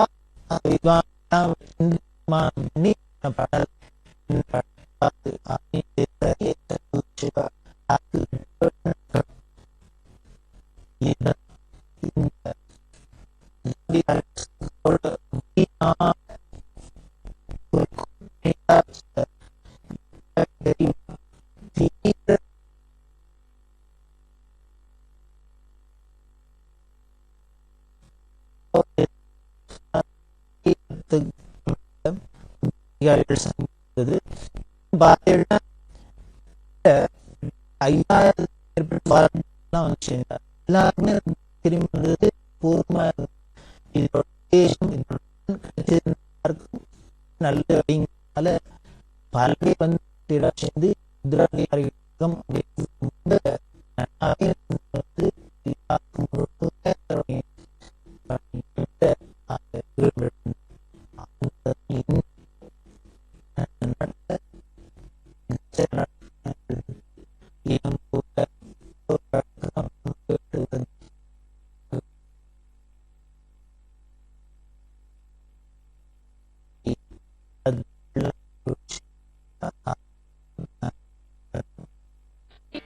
ஆயிரத்தி 1945 பிப்ரவரி மாதம் அத்வைத சபா பொன்விழா, அதாவது அத்வைத சபா ஆரம்பித்து 50 வருஷம், பெரிவாளோட பரமகுரு தலைவ பெரிவான்னு சொல்லக்கூடிய அவளால் ஆரம்பிக்கப்பட்டது. அது 50 வருஷம் பூர்த்தி ஆனதுனால அந்த பொன்விழாவை ரொம்ப விமர்சையாக கொண்டாடினா. அதில் பெரிவாளோட பரமகுரு எப்பேற்பட்ட மகா தபஸ்வி அப்படிங்கிறது நமக்கு எல்லாருக்கும் தெரியும். பெரிவாளை நமக்கு தேர்ந்தெடுத்து கொடுத்துருக்காரு அப்படின்னாலே வேறு பேர்பட்ட மகானா இருக்கணும். அவர் அந்த அத்வைத சாஸ்திரம் இருக்கிறதுக்காக இந்த வித்வான்களுக்கெல்லாம் அதில் ஒரு ஊக்கம் வரணும், இந்த சாஸ்திராபிமானம் வரணும், அது சாஸ்திர விருத்தியாகணுங்கிறதுக்காக தான் இந்த அத்வைத சபாவை ஆரம்பித்தா. அது இன்னி வரைக்கும் தொடர்ந்து காஞ்சி காமகோடி பீடத்தினால ரொம்ப திறமையாக நடத்தப்பட்டுன்னு பல வித்வான்களை அது உலகத்துக்கு கொடுத்துன்னு இருக்கு. அப்படி இந்த 45ஆம் வருஷம் 108 வித்வான்களுக்கு ஸ்வர்ண மோதிரம் பெரிவா சம்பாவனையாக கொடுக்கணும். ஏன்னா பொன்விழாவாக இருக்கிறதுனால ஸ்வர்ணத்தினால சம்பாவனை பண்ண அப்படின்ட்டு 108 வித்வான்களுக்கு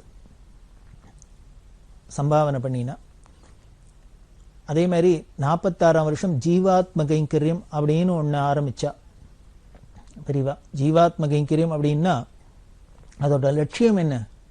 வேற ஒன்றும் இல்லை, எல்லா மனுஷாளுக்குமே ஒரு கடைசி காலம்னு ஒன்று உண்டு, பிராணம் போப்புறது. அப்போது நமது சாஸ்திரங்கள் சொல்றது, அந்த பிராணம் போகிறது என்ன நினைப்போட நம்ம ஆவி பிரியறதோ அடுத்த ஜென்மா அந்த நினைப்போடையே அதுலேயே நமக்கு வாய்க்கிறது. இப்போ உதாரணத்துக்கு சொன்னோம் அப்படின்னா, நம்ம பிராணம் போகிற சமயத்தில் ஏதோ நமக்கு எத்தனையோ ஆயுசு முழுக்கல எதையோ பார்த்துருக்கோம், எவ்வளவோ பழகியிருக்கும், இதில் ஏதான அப்பப்போ நம்ம நினை வேலையில் அப்படியே மாறி மாறி வந்துட்டே போகிறது. அந்த பிராணன் நம்மளை விட்டு போகிற சமயத்தில் நாம் ஏதோ நம்ம ஆயுசு முழுக்கன்னு பார்த்துல ஏதோ ஒரு நாய் ஞாபகத்துக்கு வருதுன்னு வச்சுக்கோ. ஒரு உதாரணத்துக்கு சொன்னேன், அந்த பிராணம் போகிறவருக்கு நாய் நினைப்பு வந்து அந்த நாய் நினைப்போட விட்டார்னா அடுத்த ஜென்மா நாயாக போயிடும். ஒரு காக்காயை நினைச்சுன்னு விட்டார்னா காக்காயை போயிடும்.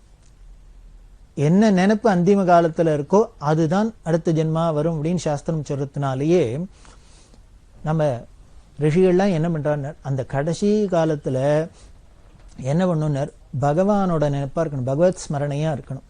அந்த பகவத் ஸ்மரணையோட நினைச்சுண்டு விட்டுட்டோம்னா நாம பகவானா போய்டுறோம், அவரோட போய் ஐக்கியமாயிடுறோம். சாயுஜ்யம், மோட்சம், அதுதான். அந்த அந்திம கால நினைப்பு தான் ரொம்ப முக்கியம். பல பேருக்கு கோமா ஸ்டேஜ் எல்லாம் போய் அப்படி இப்படிலாம் இருக்கு நமக்கு. ஆனால் விஞ்ஞான ரீதியாக மெடிக்கல் ரீதியாக பார்த்தா அவளுக்கு வெளி உணர்வு இல்லாத கோமாகமா ஞாபகம்லாம் இல்லாத இருக்கலாம், ஆனால் உள்ளுணர்வு இருக்கலாம், இருக்கும். ஆழ்வார்லாம் சொல்றார், எனக்கு அப்போதைக்கு இப்போதே சொல்லி வைத்தேன் அரங்கத்தரவணை பள்ளியானை அப்படிங்கிறது. எனக்கு நான் அப்போ ஒன்றுமே வரத்தே, எனக்கு வியாதியில் இருக்க போகிறேன், இருமிண்டு தும்மிண்டு அப்படி இப்படிலாம் நான் வந்து என்ன யமபடர்கள்லாம் வந்து இழுக்கிறதே அவளை பார்த்த பயத்திலே இருப்போம். அந்த பயத்தோடையே விட்டோம்னா அடுத்த ஜென்மா ஒரே பயந்தாங்குள்ளியா பிறக்கலாம். இப்படிலாம் இருக்கும். அதனால அந்த சமயத்துல ஒன்று ஈஸ்வரா, நாராயணா, ராமா, கிருஷ்ணா, சம்போ, மகாதேவான்னு வருமோ வராதோ தெரியாது. அதனால நான் இப்பவே சொல்லி வச்சுடுறேன். அதாவது என்னைக்கோ ஊருக்கு போறதுக்காக இன்னைக்கே டிக்கெட் வாங்கி வச்சுக்கிறோமோ இல்லையோ, ரிசர்வ் பண்ணிக்கிறோமோ இல்லையோ, அது மாதிரி தான் போல இருக்கு ஆழ்வாரும் வழி சொல்லித்தரு. அதனால அப்போ எனக்கு ஞாபகம் வருமோ வராதோ, எனக்கு பிரஜை இருக்குமோ இருக்காதோ, சொல்றதுக்கு வாய் வருமோ வராதோ, எனக்கு இந்திரியங்கள்லாம் ஒத்துழைக்குமோ ஒத்துழைக்காதோ, சக்தி இருக்குமோ இருக்காதோ, மனசு இருக்குமோ இருக்காதோ, அதனால இப்பவே ரங்கா ரங்கா ரங்கநாதா ரங்கநாதா நாராயணா சம்போ மகாதேவான்னு சொல்லி வச்சுடுறேன். நீ என்ன பண்ணுனர், அதை நான் பிராண பிரயாண சமயத்துல சொன்னதா நீ ட்ரீட் பண்ணிக்கோ. ஏன்னா உனக்கு கருணை இருக்கு, நீ பண்ணிக்கலாம், பண்ணிண்டு உங்ககிட்ட சேர்த்துக்கோப்பா அப்படின்னு சொல்ற. இந்த ஜீவாத்ம கைங்கரியத்தோட லட்சியம், பெரிவா தாத்பரியம் இதான். அதனால எந்த ஒரு ஜீவனா இருந்தாலும் பிராணனை விடுறதே அந்த பகவானோட ஸ்மரணையோட இருக்கணும். அந்த பகவத் ஸ்மரணை வரத்துக்கு தான் நாமாங்கிறது. அந்த காதால நாமா விழ விழ விழ மனசுல அந்த எண்ணம் வருது.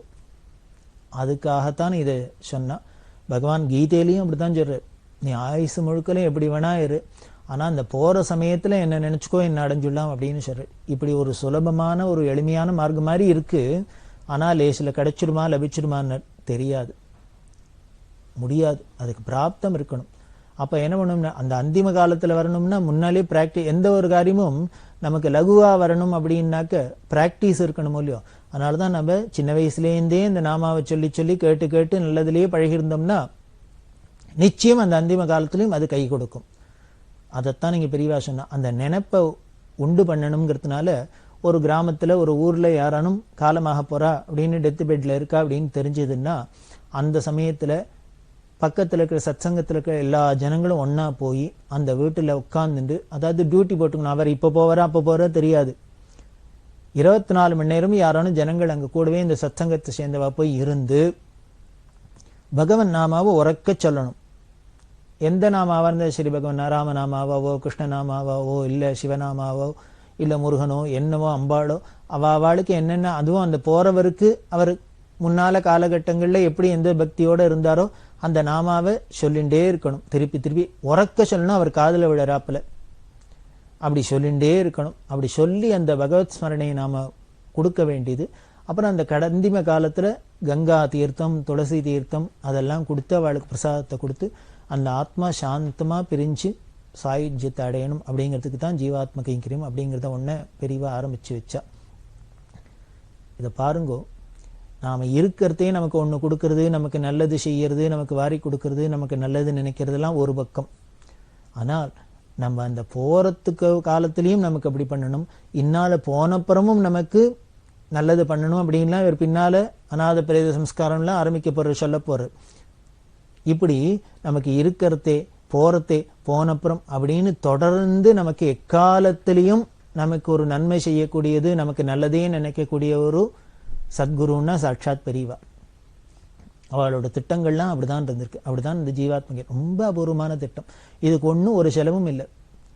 என்ன, நம்ம கொஞ்சம் டயத்தை ஸ்பெண்ட் பண்ணணும்.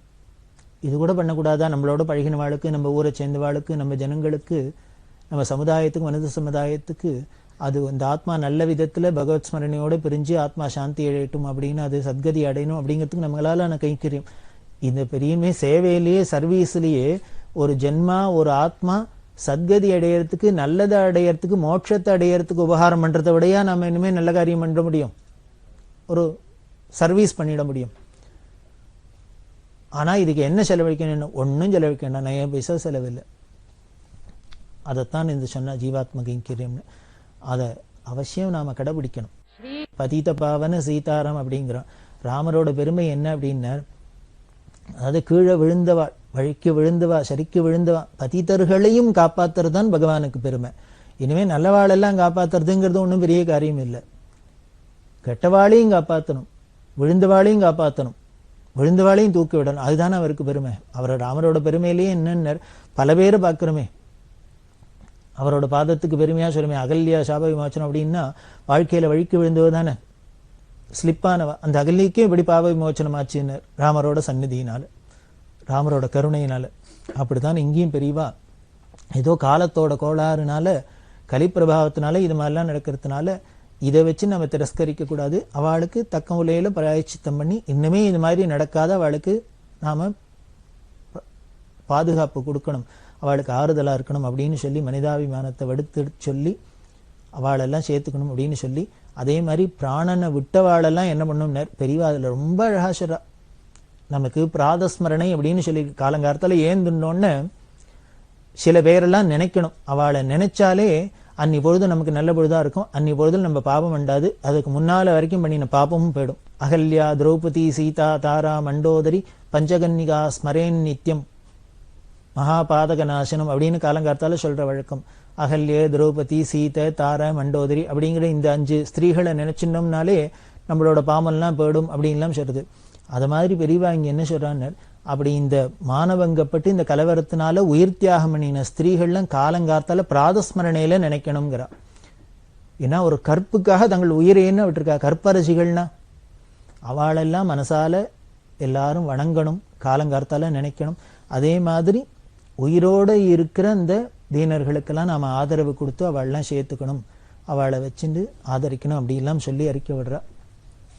இது ரொம்ப முக்கியமானது. அப்படி இருக்கிற பெரியவா 1947 வருஷம் வியாச பூஜையை வசந்த கிருஷ்ணாபுரம்ங்கிற இடத்துல பண்ணினா. திருக்கோவிலூருக்கு பக்கத்துல இருக்கு. ரொம்ப அதிசயமான வியாச பூஜை. வியாச பூஜைக்கு முத நாள் ராத்திரி வரைக்கும் எந்த ஊர்ல பண்ண போறான்னு ஒருத்தருக்கும் தெரியாது.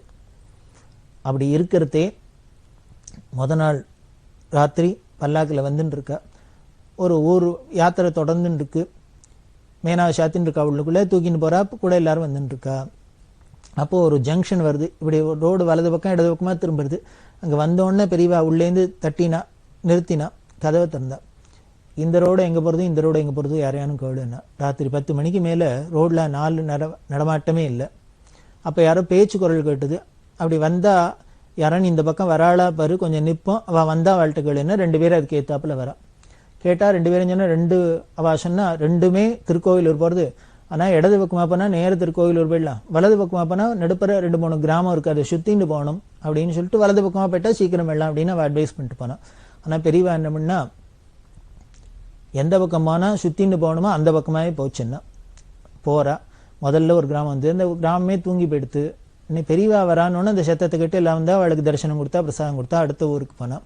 2வது கிராமத்துலயும் அப்படியே நடந்து. 3வது கிராமத்துல வந்தா அப்ப கிட்டத்தட்ட மணி 11:30 மணி 12 மணி. இந்த கிராம தலைவர் எங்க கூப்பிடுன்னா அவர் வந்தார். நாளைக்கு நான் பண்ற வியாச பூஜை அந்த சாதுர்மாசியம் இந்த ஊர்ல பண்ணட்டுமான்னு. அவர் பதில் சொல்லல. மேனேஜருக்கு கவலையா இருக்கு, இந்த 12 மணிக்கான நாளைக்கு எங்க பூஜைன்னு தெரிஞ்சுது அப்படின்ட்டு சொல்லி. அப்படின்னா பெரியவா எங்க ஊர்ல வந்து சாதுர்மாசியம் பண்ண, எங்க ஊர்ல வியாச பூஜை பண்ணுன்னு ஊர் உலகத்துல இருக்க அத்தனை பேரும் வந்து கூப்பிட்டு இருக்கா. காரணம், அப்படி பெரியவா சாதுர்மாசியம் ஒரு இடத்துல இருந்துட்டோம்னா 2 மாசம் முழுக்க அந்த இடத்த விட்டு நகர முடியாது, அங்கேயே தரிசனம் பண்ணலாம். அதனாலதான் எல்லாருக்கும் ஆசை. பெரிய பெரிய கோடீஸ்வரா பண்டிதாள்ல இருந்து எல்லாரும் கூப்பிடுறா, அங்கெல்லாம் போகாத பெரியவா இப்படி வலிய வந்து தூங்கின்னு கழப்பி உங்க ஊர்ல பண்ணிட்டுவான்னு சொல்றா. ஆனா இந்த ஆளான்னா ஆஹாஸ் பண்ணுங்கன்னு சந்தோஷமா சொல்லாத வாய் மூன்று இருக்கார். உடனே பெரியவா கிட்ட ஏன் உனக்கு ஏதான சிரமமானு அவர் சொன்னார். பெரியவா அப்படி வராது, பெரியவா வந்து கூப்பிடுறா இடத்துக்கெல்லாம் போகாது, இங்க வந்து பண்றேன்னு வலிய வந்து சொல்றா. ஆனா ஆசையா பண்ணுங்கன்னு சொல்ல முடியாத இருக்கும். ஜல கஷ்டமா இல்ல, குடிக்க கூட தண்ணி இல்லை, மழை பெஞ்சு 3 வருஷம் ஆச்சு, பூமியெல்லாம் பாளமா வெடிச்சிருக்கு, ஒரு இடத்துலயும் தண்ணி இல்லை. அதனால பெரியவாளோட ஆச்சார அனுஷ்டானத்துக்கு இத்தனை ஜனங்கள்லாம் வருவா, அத்தனை பேருக்கு தண்ணி எல்லாம் வந்துருக்கும். அந்த தீர்த்த வசதி இல்லாதனால என்னால இங்க இருங்கோன்னு சொல்ல முடியலன்னு. உடனே மேனேஜருக்கு பயம் வந்துருத்து. ஐயோ வேண்டாம் வேண்டாம், இருந்து இந்த இடத்த செலக்ட் பண்ணா 2 மாசம் எத்தனை கிலோமீட்டர் தாண்டி தண்ணி தூக்கணும். ஆனா பெரிய அவ்வளவுதானே அப்படின்னா, சரி காத்தால பார்த்துக்கலாம், இந்த ஊர்ல தான் அப்படின்னா. அப்படியே நடு ரோட்லயே இந்த வீட்டு வாசல்லே மேனாவை இறக்குச்சுன்னா எல்லாரையும் நேரம் ஆயிடுத்து, நீங்களாம் போய் படுத்துங்க, காத்தால காரியம் இருக்கு அப்படின்ட்டா. எல்லாரும் அவாவா போயாச்சு. களப்போலியோ நடந்து வந்த டயர்டு எல்லாம். பெரியவா உள்ள மேனால படுத்துங்க. யாரானும் ஒருத்தர் பெரியவா கூப்பிட்ட குரலுக்கு கூடவே இருப்பா. அதுல ஒருத்தர் வந்து படுத்துட்டு இருக்கார் கீழே துண்டை வச்சுன்னு. ஒரு 1/2 மணி 3/4 மணி ஆனோன்னா எல்லாரும் அசந்து தூங்குறது. பெரியவா ஏந்துண்டு அந்த எழுந்து படுத்துட்டு இருக்கிற எழுப்பி ஏண்டா கிழக்கு கருத்துருக்கோ அப்படின்னா. ராத்திரி 12 மணிக்கு அவர் அரை தூக்கத்துல இருந்துன்னு கிழக்க என்ன எல்லா இடமே தான் கருத்து இருக்கு.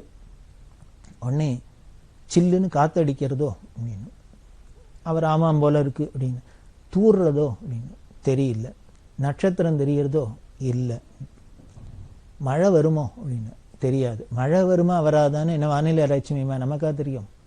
தூங்கி இருக்கிற எழுப்பி மழை வருமானு கேட்டா அவர் ஒன்றும் புரியல, அப்படியே முழிச்சுட்டு உட்காந்துருந்தார். உடனே சரி சரி நீ தூக்கலமா இருக்கு இப்போ படுத்துக்கோ அப்படின்னா பெரியவா கதவை சாத்தின்னு விட்டா. அவர் பார்த்தார், இங்கே திருப்பி படுத்துருந்தா திருப்பி 6 மணிக்கு ஒரு தினம் எழுப்பான்ட்டு என்ன விட்டார். ஏறி பக்கத்தில் வீடு திண்ணை இருக்குது, அது மேலே ஏறி படுத்துட்டார். பெரியவா கதவை திறக்கிற சத்தம் கேட்டால் இறங்கி வரலான்னு. அவர் மேலே ஏறி போய் படுத்துட்டாரோ இல்லையோ, அடுத்த 10வது நிமிஷத்துலேருந்து என்னாச்சுன்னா பெரியவா சொன்னது ஒன்னொன்னா ஆரம்பிச்சுது. முதல்ல சில்லுன்னு காற்றடிக்க ஆரம்பிச்சுது, ஒன்னே தூரல் போட ஆரம்பிச்சுது, மழை வந்தது, கொட்டித்து. மழைன்னா எப்படின்னு இப்படி 12 மணி 1 மணிக்கு கொட்ட ஆரம்பிச்சது, வெடிகாரத்தில் 4 மணி 5 மணி வரைக்கும் கொட்டிது. எப்படி கொட்டித்துன்னு 3 வருஷம் பெய்யாத மழை 3 மணி நேரம் 4 மணி நேரத்தில் பெஞ்சு. அதுக்கப்புறம் 2 மாதம் அந்த சாத்துர் மாதம் வரைக்கும் அந்த ஊரு காயல்ல சேரும் ஜெகதிமா இருந்ததுன்னா எத்தனை மழை பெஞ்சிருக்கும்னு பார்த்துங்க. அப்படி ராவோட ராவா கொட்டி தேர்ந்துருத்தோம். ரிஷேஸ்வரங்கர்னா எப்படி இருப்பார்? இப்படிதான் இருப்பார். மறுநாள் கார்த்தால பொழுது விடிஞ்சு பார்த்தா எல்லாருக்கும் ஆச்சரியம். இன்னும் ஒரு ராத்திரிக்குள்ள அர்த்தராத்திரிக்குள்ள இத்தனை மழையை கொண்டு கொட்டிவிட்டா பெரியவா. ஊரு ஜனங்களோட தண்ணி கஷ்டம்லாம் தீர்ந்து போயிடுத்து. எல்லாரும் எப்படி உணர்ச்சி வசப்பட்டிருப்பான்னு நம்ம தெரிஞ்சுக்கலாம். எல்லாருமா பெரியவாள்கிட்ட பிரார்த்தனை பண்ண அந்த வருஷம் சாத்துர் மாசம் முடிஞ்சுது, வியாச பூஜை. அந்த ஊர் தான் வசந்த கிருஷ்ணாபுரம்னு பேரு, திருக்கோவிலூருக்கு பக்கத்துல இருக்கு. அப்படி பெரியவா போற இடத்தெல்லாம் அதிசயம்தான்.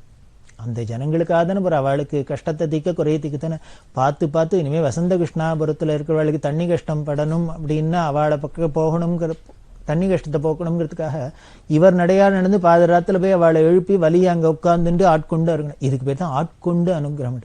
தானே தலை வலிய வைத்தாட்கொண்டருளும் வான்வார் கடல் பாடி வந்தோர்க்குன் வாய் தருவாய் மாணிக்க வாச்சர் சொல்றாரு. அது மாதிரி தானே வலிய இல்லங்கள் தோறும் எழுந்தருளி அப்படிங்கிறார். பழங்குடியில் தோறும் எழுந்தருளி அப்படின்லாம் சொல்றார். அப்படிதான் இங்க பெரியவா இந்த யாத்திரையெல்லாம் பண்ணினதெல்லாம் இப்படிதான், பல அனுகிரகத்துக்கு தான் அப்படிதான் பண்ணினா. அதே தான் அப்படி இருக்கிறதே 1947 வருஷம்தான் காமாட்சிக்கு வள்ளி ரதம் பண்ணினா. தர்மரக்ஷாமணிக்கே பாலசுப்பிரமணியரோட பொறுப்புல காமாட்சிக்கு வள்ளி ரதம் பண்ணப்பட்டது. இப்படி பல கைங்கரியங்கள் பெரியவா பண்ணிண்டே யாத்திரையை தொடர்ந்து வரா. மேற்கொண்டு பார்க்கலாம். பெரியவா சரணம். இந்நிகழ்ச்சியின் அடுத்த பகுதி நாளை மாலை இதே நேரத்தில் ஒளிபரப்பாகும். பெரியவா சரணம். பெரியவா சரணம். அடுத்த நிகழ்ச்சி திருவாசக இன்னிசை. வழங்குபவர் ஸ்ரீ சத்குருநாத தேசிகர் அவர்கள். பெரியவா சரணம். திருச்சிற்றம்பலம். சிவபுராணம். நமச்சிவாய வாழ்க, நாதன் தாழ் வாழ்க, இமைப்பொழுதும் என் நெஞ்சில் நீங்காதான் தாழ் வாழ்க.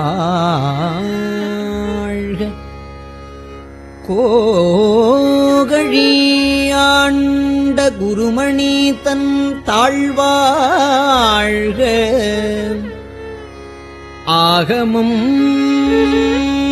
ஆகி நின்று அன்னிப்பான் தாழ்வாழ்க, ஆகமம் ஆகி நின்று அன்னிப்பான் தாழ்வாழ்க, ஏகன் அநேகன் இறைவன் அடிவாழ்க, வேகம் கெடுத்தாண்ட வேந்தன் அடிவல்க, பிறப்பருக்கும் பிஞகந்தன் பெய்கழல்கள் வெல்க, புறத்தார்க்குச் சேயோன் தன் பூங்கழல்கள் வெல்க, கரங்குவிவார் உள்மகிழும் கோன்கழல்கள் வெல்க, சிரங்குவிவார் ஓங்குவிக்கும் சீரோன் கழல் வெல்க,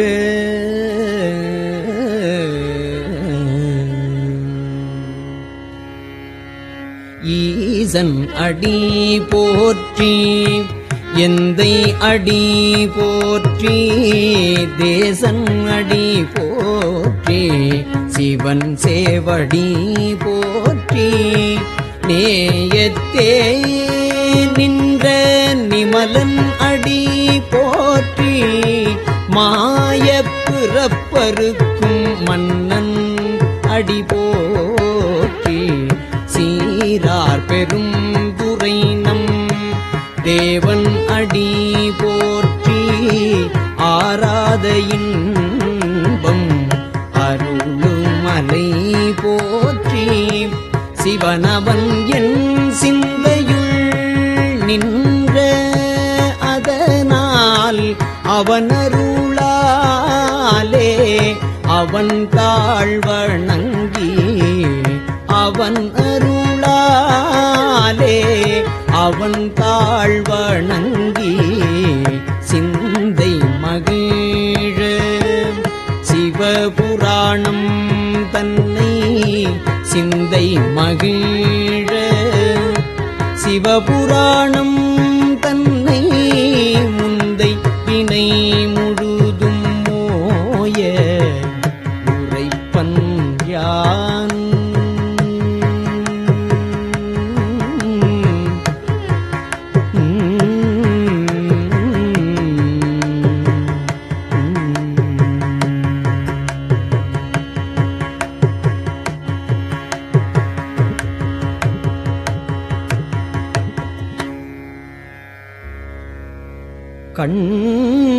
கண்ணுதலான் தன் கருணை கண்காட்ட வந்து எய்தி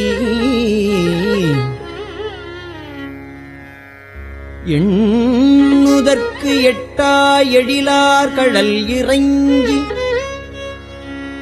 விண்ணிறைந்து மண்ணிறைந்து மிக்காய் விளங்கு ஒளியாய் எண்ணிறந்து எல்லை இலாதானே நின் பெருஞ்சி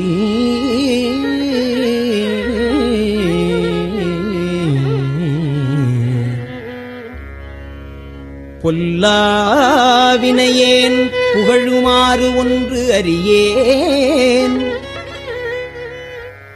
புல்லாகி பூடாய் புழுவாய் மரமாகி பல்விருகமாகி பறவையாய் பாம்பாகி கல்லாய் மனிதராய் பேயாய் கணங்களாய் வல் அசுரராகி முனிவராய் தேவராய் செல்லா நின்ற இத்தாவர சங்கமத்துள் எல்லா பிறப்பும் பிறந்து இளைத்தேன் எம்பெருமான்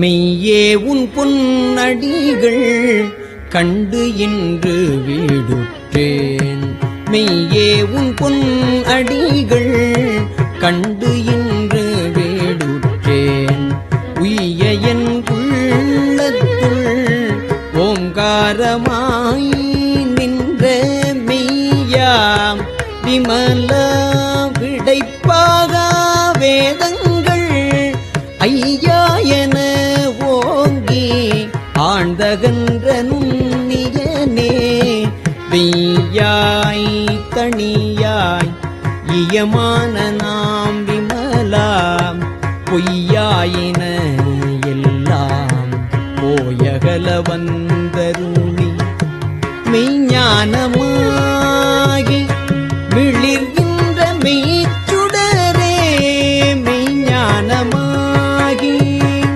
மிளிர்கின்ற மெய்ச்சுடரே எஞ்ஞானம் இல்லாதேன் இன்பப் பெருமானே அஞ்ஞானம் தன்னை அகல்விக்கும் நல் அறிவே அகல்விக்கும் நல் அறிவே ஆக்கம் அளவு இறுதியில்லை அனைத்துலகும் ஆக்குவாய் காப்பாய் அழிப்பாய் அருள் தருவாய் போக்குவாய் என்னை புகுவிப்பாய் நின் தொழும்பில்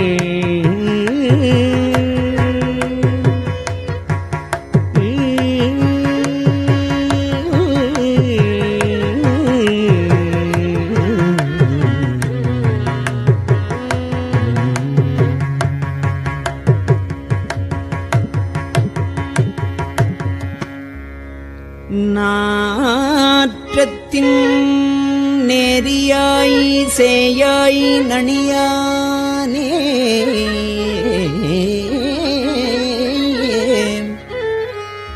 மாற்றம் மனம் கழிய நின்ற மறையோனே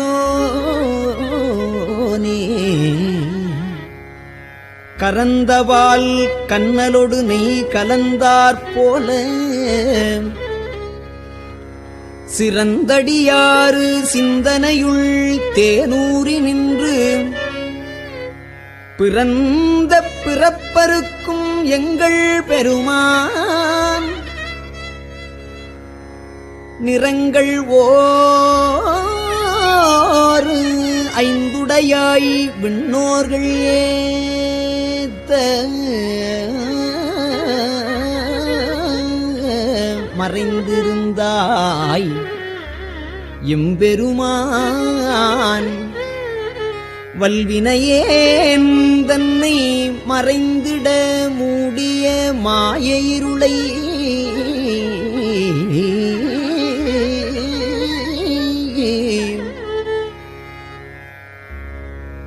அறம் பாவம் என்னும் அருங்கயிற்றால் கட்டி புறந்தோல் போர்த்து எங்கும் புழுகழுக்கு மூடி மலஞ்சோறும் 9 வாயிற்குடிலை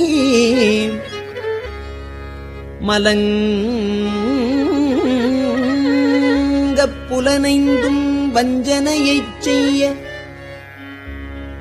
விலங்கு மனத்தால் விமலா உனக்கு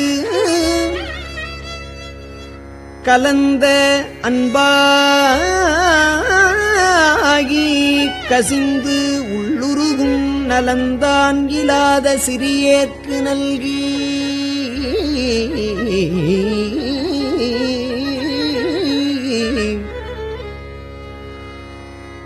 நிலந்தன் மேல் வந்தருளி நீழ்கழல்கள் காட்டி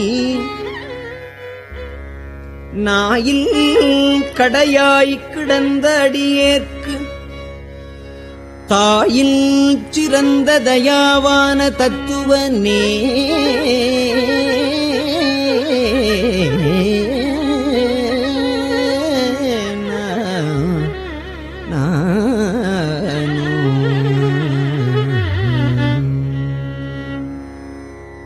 மாசற்ற சோதி மலர்ந்த மலச்சுடரே மாசற்ற சோதி மலர்ந்த மலர்ச்சுடரே தேசனே தேனார் அமுதே சிவபுரனே பாசமாம் பற்றறுத்து பாரிக்குமாரியனே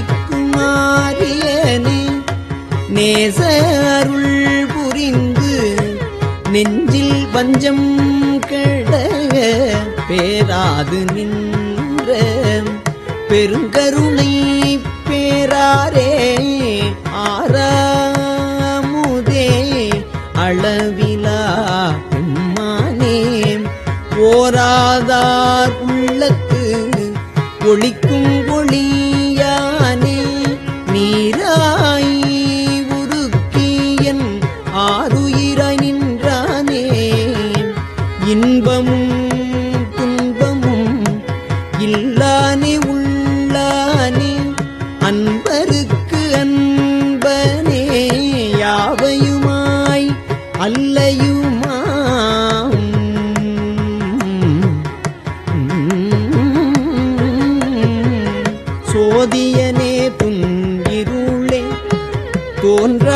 பெருமையனே ஆதியனே அந்தம் நடுவாகி அல்லானே இத்து என்னை ஆட்கொண்ட எந்தை பெருமானே கூர்த்தமை ஞானத்தால் கொண்டுணர்வார்த்தம் கருத்தின்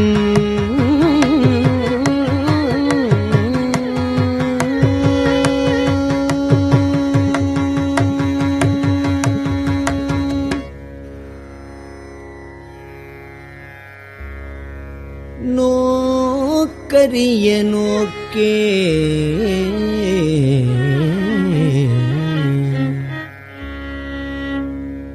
நுணுக்கரிய நுண்ணுணர்வே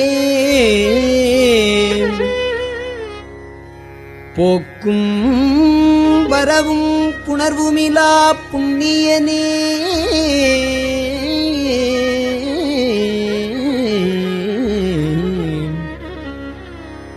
காக்கும் எம் காவலனே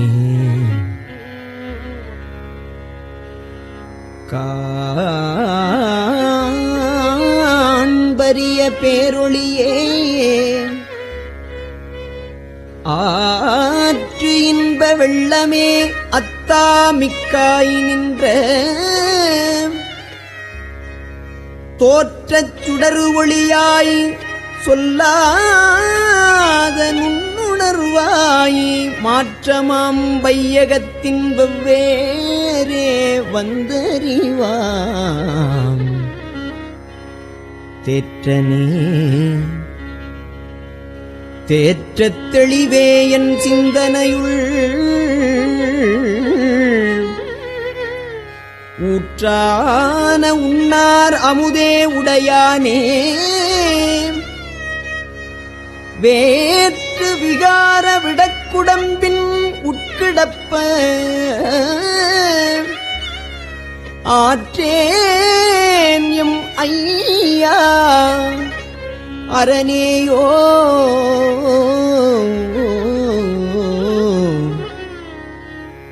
அரனேயோ என்று என்று போற்றி புகழ்ந்திருந்து பொய் கட்டு மெய்யானார் மீட்டு இங்கு வந்து வினைப்பிறவி சாராமே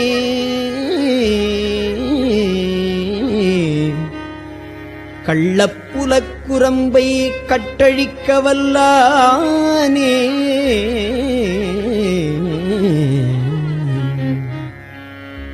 நள்ளிருளில் நட்டம் பயின்றாடும் நாதனே நள்ளிருளில் நட்டம் பயின்றாடும் நாதனே தில்லையுள் கூத்தனே தென்பாண்டி நாட்டானே அல்லல் பிறவி அறுப்பானே ஓ என்று சொல்லற்கு அறியானை சொல்லி திருவடி கீழ் சொல்லிய பாட்டின் பொருள் உணர்ந்து சொல்லுவார் செல்வர் சிவபுரத்தில் உள்ளார் சிவன் அடிக்கு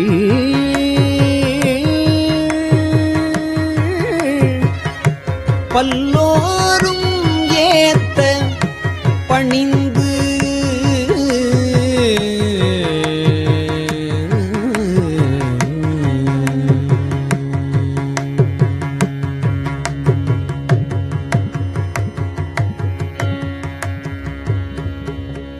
திருச்சிற்றம்பலம்.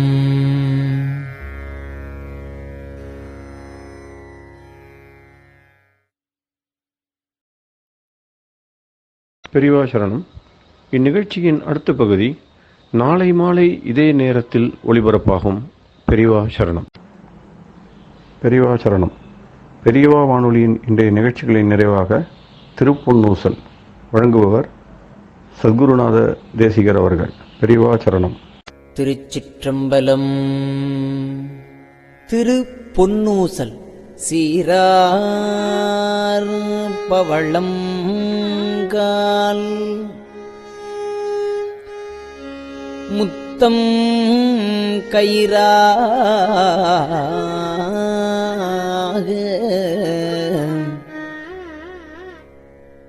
ஏறாரும் பொற்பலகை ஏறி இனிதமர்ந்து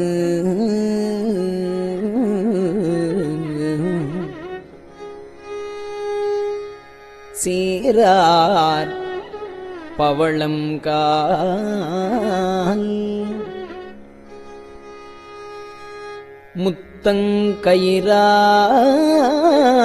முத்தங்கயிறாக ஏறாரும் பொற்பலகை ஏறி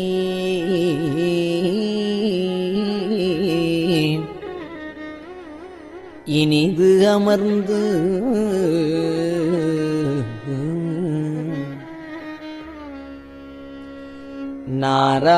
நாராயணன் அறியான் நான் மலர்த்தாள் நாராயணன் அறியான் நான் மலர்த்தாள் நாயடியேற்கு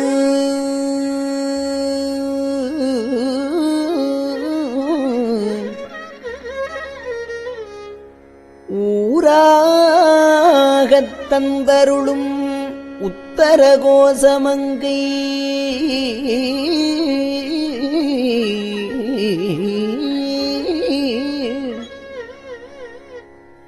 ஆராமுதின்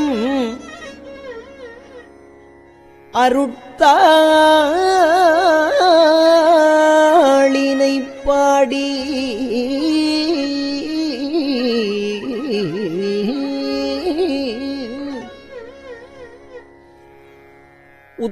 உத்தரகோசமங்கை ஆராமுதில்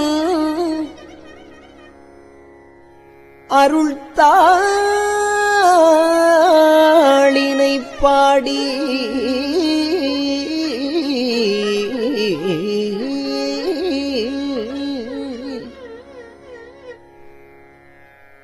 போரார் வேர்க்கண்மடவி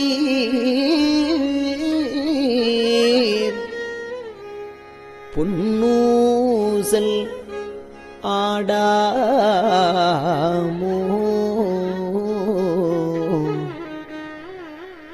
போரார் வேர்க்கண்மடவி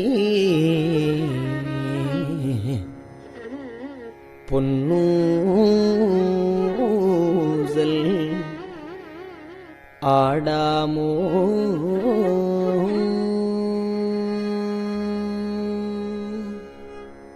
திருச்சிற்றம்பலம்.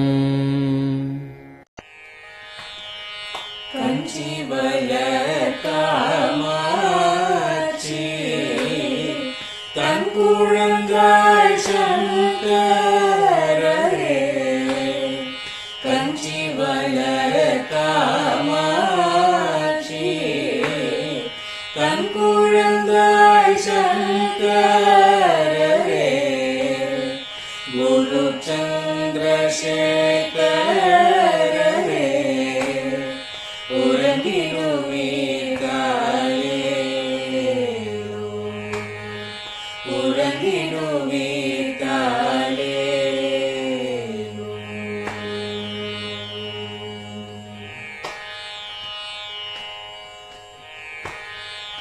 ஆதிகுரு சங்கரராய் அன்றொரு நாள் வந்தவரே அறுபத்து எட்டாகும் பீட்டபதி காலே ஏழுலகம் பூப்பவரே காப்பவரே கரப்பவரே எல்லோர்க்கும் அருள்பவரே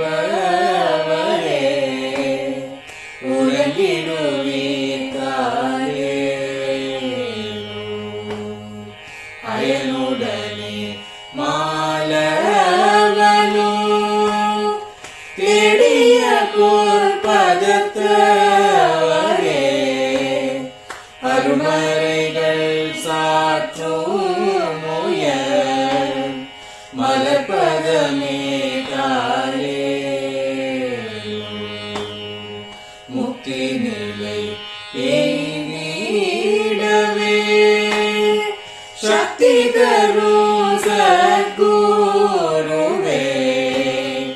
முக்தி நிலை எய்திடவே சக்தி தரும் சத்குருவே நித்தமெங்கள் நாவீசையில் நித்திரை கொள்தாயே நித்தமெங்கள் நாவீசையில் நித்திரை கொள்தாயே நித்தமெங்கள் நாவீசையில் நித்திரை கொள்தாயே